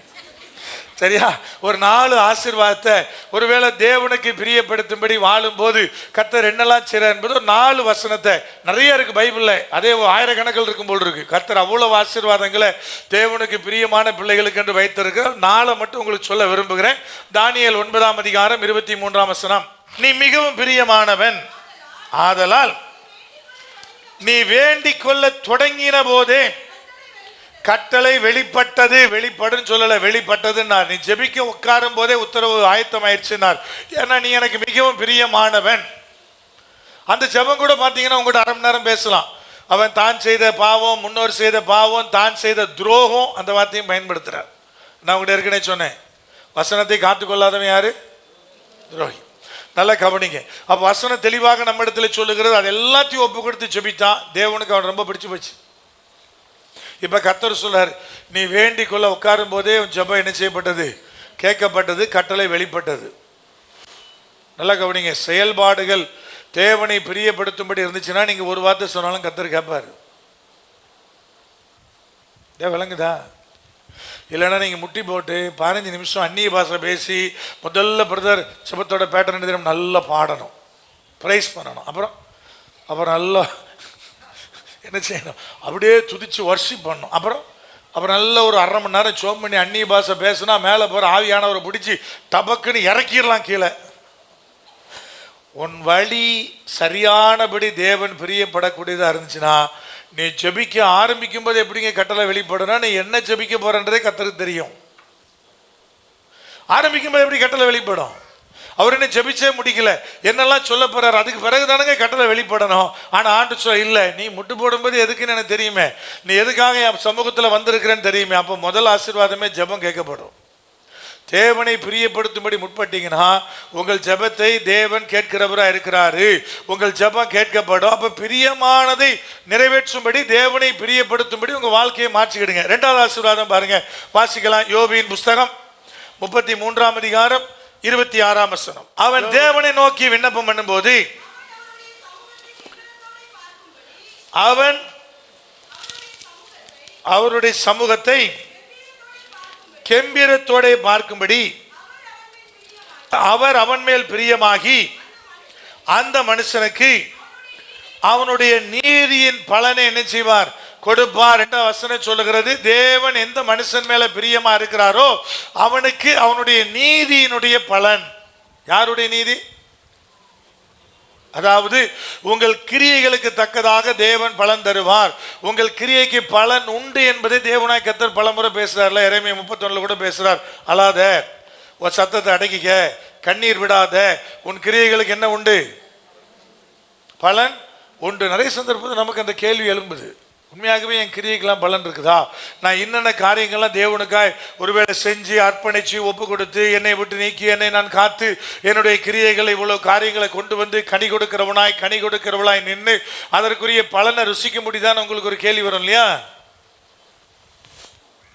அதுதான் ஆண்டு சொல்றார், தேவனுக்கு பிரியமானவனா இருந்தா உன் நீதிக்குரிய பலன் தேவனிடத்திலிருந்து கடந்து வரும். அதாவது உன் கிரியைக்கு தக்க பலனை தேவன் உனக்கு கொடுக்கிறவராக இருக்கிறார். நான் இவ்விதமாய் கனி கொடுக்கிறேன் நீங்க சொன்னீங்கன்னா அதற்குண்டான பலனை நீங்கள் அனுபவிக்கும்படி தேவனாய் கர்த்தர் நடத்துகிறவராக இருக்கிறார். முதல் ஆசீர்வாதம் ஜெபத்தை கேட்கிறார். எப்ப பிரதர்?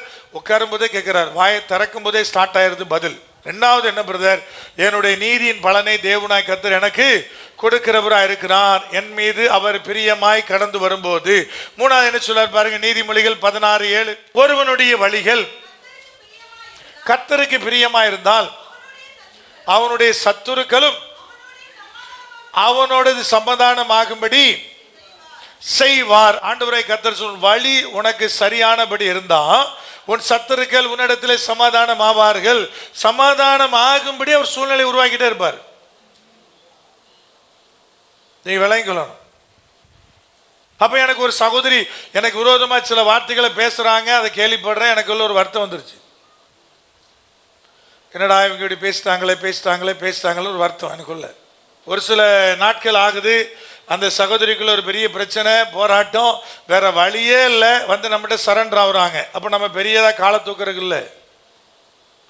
சத்ருவா இருக்கிற ஒன்றை தேவனாய் கர்த்தர் பேசின வார்த்தைகளை தவறென்று உணர்த்துவதற்கு ஒன்றை என்ன செய்றாரு?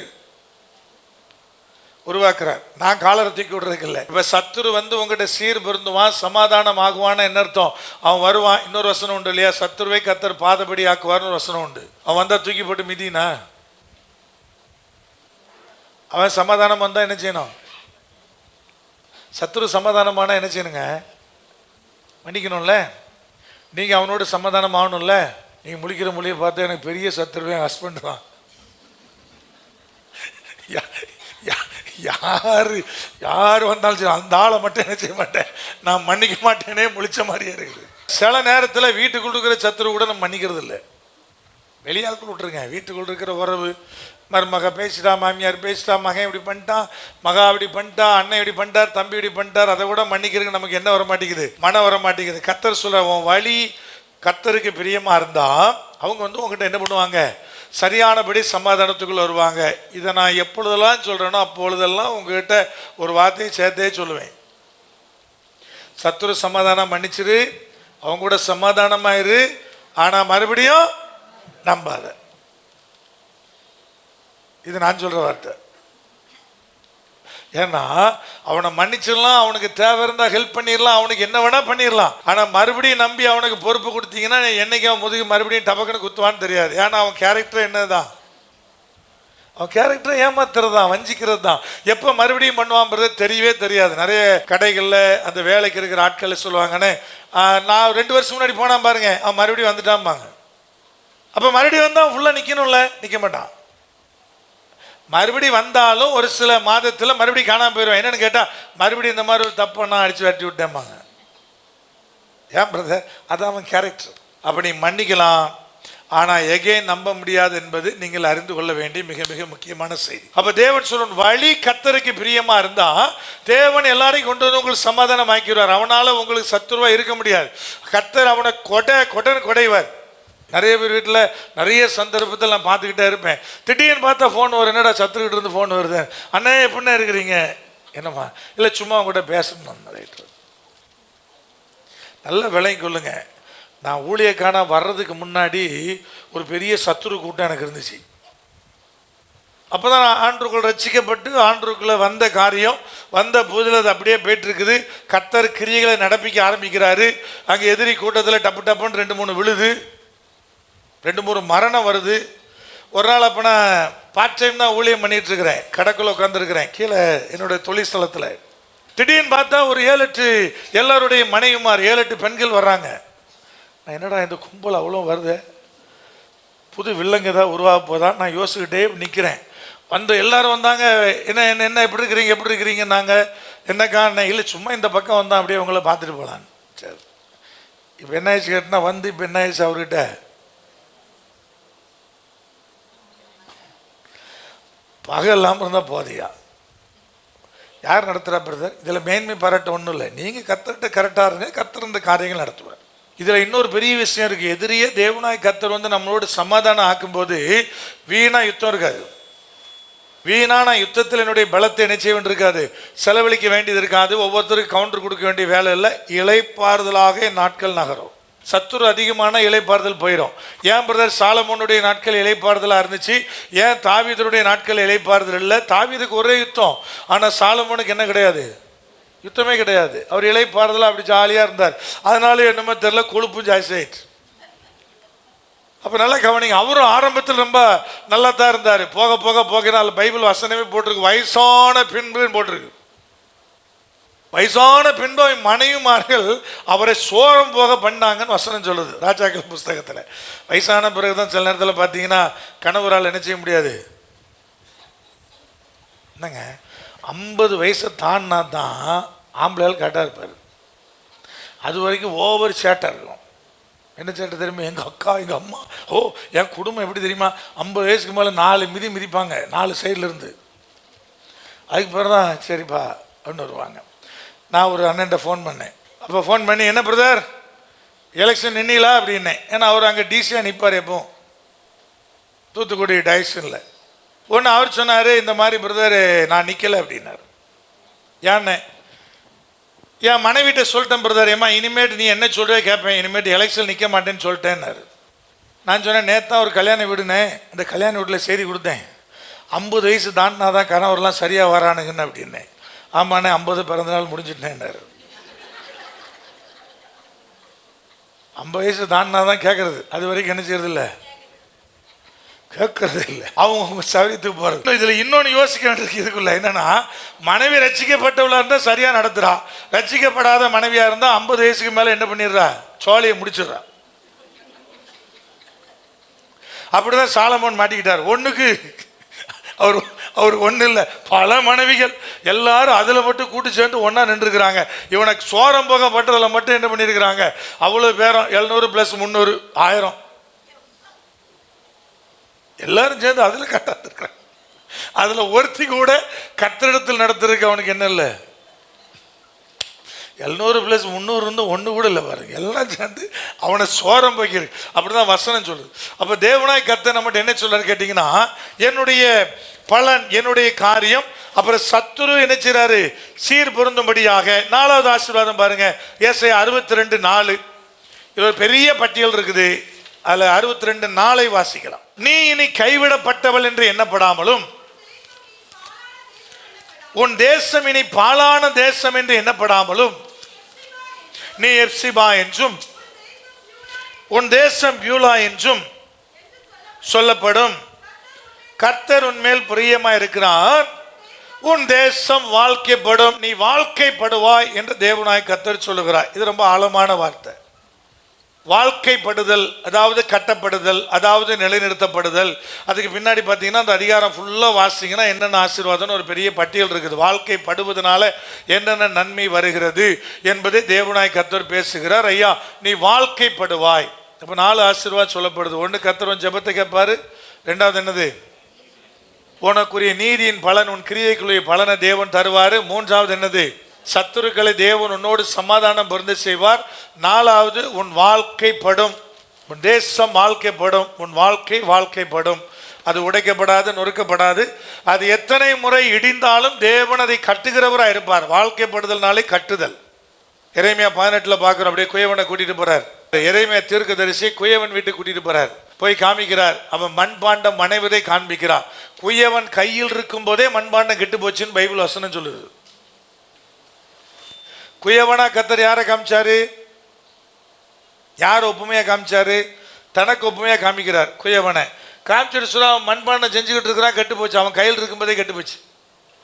இப்ப சொல்றாரு, அதை அவருடைய பார்வைக்கு ஏற்றபடி வேறே மண்பாண்டமாய் வணைந்தார் அப்படின்னு வசனம் சொல்லுது. இப்போ ஆண்டுடைய பிள்ளை தானே பிரதர், அவரை நம்பி தானே இருக்கிறோம் பிரதர், அவர் கூடவே தானே பயணிக்கிறோம். இருந்தாலும் சில நேரம் வாழ்க்கை என்ன செய்யுது?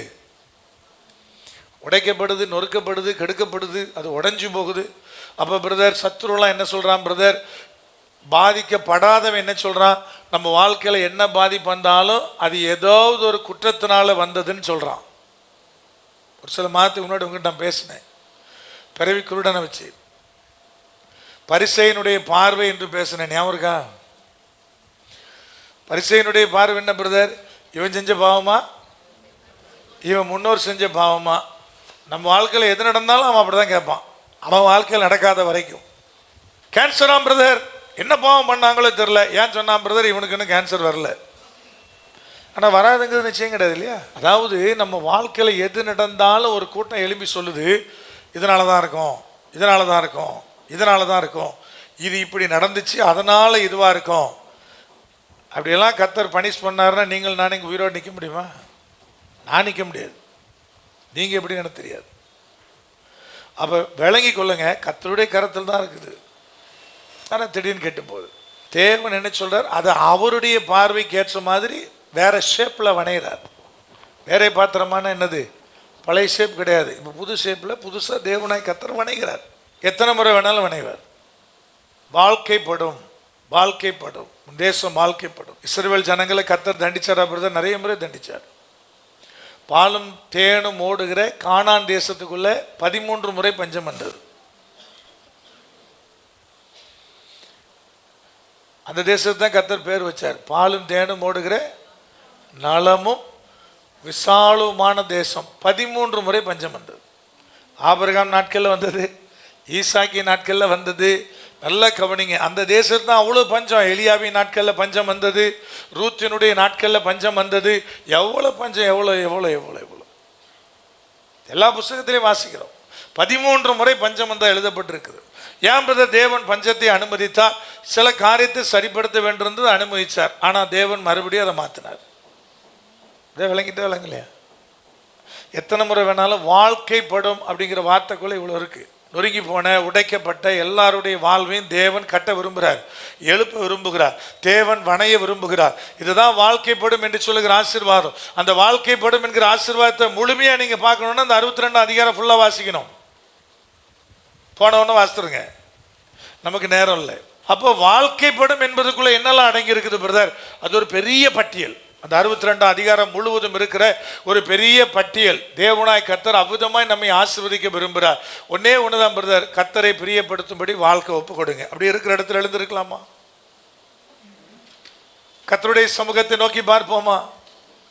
தேவனாகிய கர்த்தர் உங்களோடு பேசி இருக்கிறார். உங்களை ஒரு ஆவிக்குரிய நிலையில உங்களை உயிர்ப்பிக்கும்படியாய் வாஞ்சித்து, உங்களை பலப்படுத்தும்படியாய் வாஞ்சித்து தேவனாகிய கர்த்தர் உங்களோடு கூட பேசி இருக்கிறார். அது நிமித்தம் நான் சரீரத்தில் குடியிருந்தாலும் குடியிராமல் போனாலும், எது நடந்தாலும், எது எப்படி நடந்தாலும் நாங்கள் தேவனை பிரியப்படுத்தும்படியே நாடுகிறோம். உலக பிரகாரமான சில மாயமான காரியங்களுக்குள்ள உங்களை ஒப்பு கொடுத்து விடாதபடி, அதுதான் வாழ்க்கையினுடைய பூரணம் என்று நினைத்து விடாதபடி, கர்த்தர் விரும்புகிற இந்த பூரணமான வாழ்க்கை, நித்திய வாழ்வை நோக்கி நகருகிற வாழ்க்கை, வாழும் போதே தேவனுடைய ராஜ்யத்தை நாம் ஒருவேளை தரித்து கொள்ளுகிற வாழ்க்கை. ஐயா, தவிக்கத்தக்கதான பாரம். நீங்க எப்படிப்பட்ட பாரத்தை சுமக்கிறீங்க எனக்கு கொஞ்சம் தெரியும். எந்த பாதை வழியே கடந்து வர்றீங்க உங்க எல்லாரும் எனக்கு தெரியும். அது தாங்க முடிகிற பாரமா பிரதர்? இல்ல, சிலருக்கு அதை தாங்கவே முடியாத தவிக்கத்தக்கதான பாரம் தான், அந்த கவலை தான். ஒருவேளை அதை களைஞ்சு போட்டலாமா, இந்த பாரத்தை சுமக்க தேவையில்லை, என்னால முடியல, களைஞ்சு போட்டலாமா அப்படின்னு நினைச்சா பவுல் சொன்னார், இல்லையா, அந்த பாரம், அந்த போர்வை உன்னுடைய மரணத்தை ஜீவனாய் விழுங்குகிறது. உன் மரணத்தை ஜீவனாய் விழுங்குகிறது. அந்த காரியத்துக்குள்ளாக உன் இருதயத்தை திற, ஒப்புக்கொடு. ஆண்டவரே பரவாயில்லப்பா. பவுல் சொன்னார், 3 முறை ஜெபித்து பார்த்தார். 3 முறை உபவாசம் பண்ணாரா, எத்தனை நாள் பண்ணாரோ தெரியாது. இந்த முள் என்னை விட்டு நீங்கிட்டுன்னு ஜெபித்து பார்த்தார். கர்த்தர் சொன்னார், இல்ல இல்ல, என் கிருபை உனக்கு போதுன்ட்டார். அவர் சொன்னார், ஐயா, எப்பொழுதெல்லாம் நான் பலவீனப்படுறேனோ அப்பொழுதெல்லாம் ஒரு பெரிய கிருபை என்னை வந்து தாங்குது. அதை நான் உணர்றேன். தேவனுடைய கிருபை அதிகமா எனக்காக பலன் செய்வதை நான் உணர்றேன். அதனால ஒருவேளை நான் நோயோடு இருப்பதையே நான் விரும்புறேன்ட்டார். அந்த முள்ளு என் கூட இருக்கட்டும், பரவாயில்ல, ஏன்னா தேவனுடைய கிருபை எனக்கு அது பூரணமாய் உணர பண்ணுகிறதுனார். இன்னைக்கு ஒருவேளை தவிக்கத்தக்கதான ஒரு பாரம் ஒரு போர்வையை போல மூடி இருக்குதா? அது உங்களுடைய இருதயத்தை ஒருவேளை அறுத்து கொண்டிருக்கிறதா? கர்த்தர் சொல்றார், மகனே மகளே, அதுதான் உன் மரணத்தை ஜெயமாய் ஜீவனாய் விழுங்குறது. உன்னை பலத்தின் மேல் பலனடைய செய்கிறது.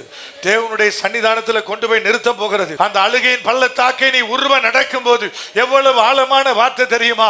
ஐயா, அதை உருவ நடப்பது, அணு அணுவாய் அதை ஆண்டவரை ருசித்து நடப்பது, அந்த பெயின், அந்த வலி, அதை கடக்கும் போது அது எப்படி இருக்கு தெரியுமா?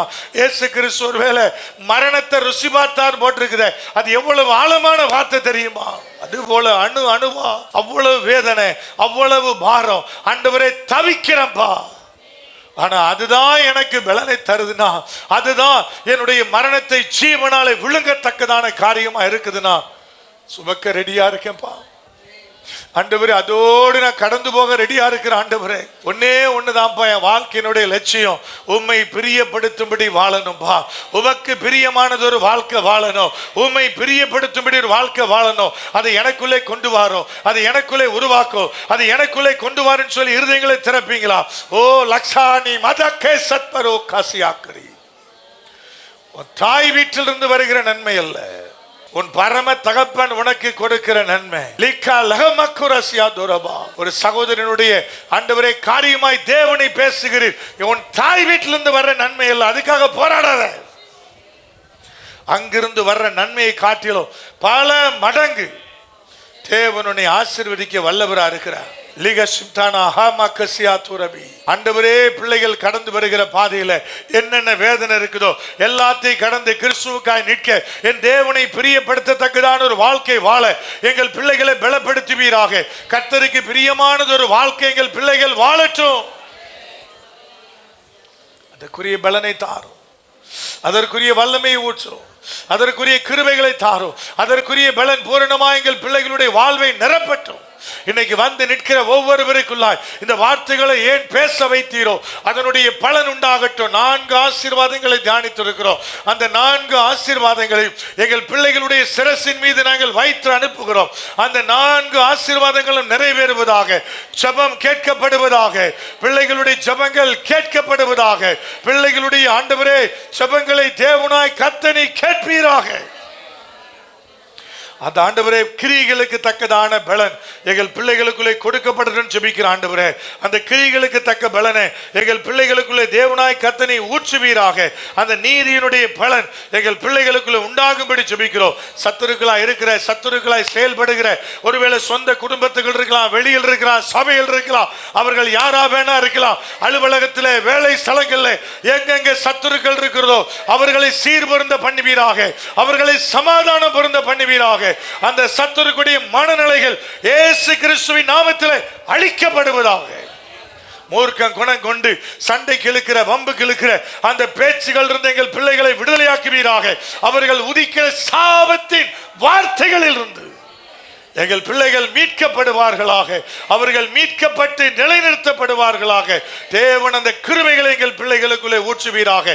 அந்த பலன் அக்கினியா எங்கள் பிள்ளைகளுக்குள்ளே பலன் செய்யட்டும் சொல்லி நாங்கள் அர்ப்பணம் பண்ணுகிறோம். கர்த்தர் மகிமைப்படும். இயேசு கிறிஸ்துவின் வல்ல கரத்தில் ஒப்பு கொடுக்கிறோம். எங்கள் ஜீவனுள்ள பரிசுத்த பரம தகப்பனே, கர்த்தராகிய இயேசு கிறிஸ்துவினுடைய கிருபை, பிதாவாகிய தேவனுடைய அன்பு, பரிசுத்த ஆவியானுடைய ஐக்கியம் இப்பொழுது சதா காலங்களும் இந்த வார்த்தைகளை நிறைவேற்றுகிற விதத்தில் உங்களோடு கூட நித்தியமாய் நிலைத்திருப்பதாக.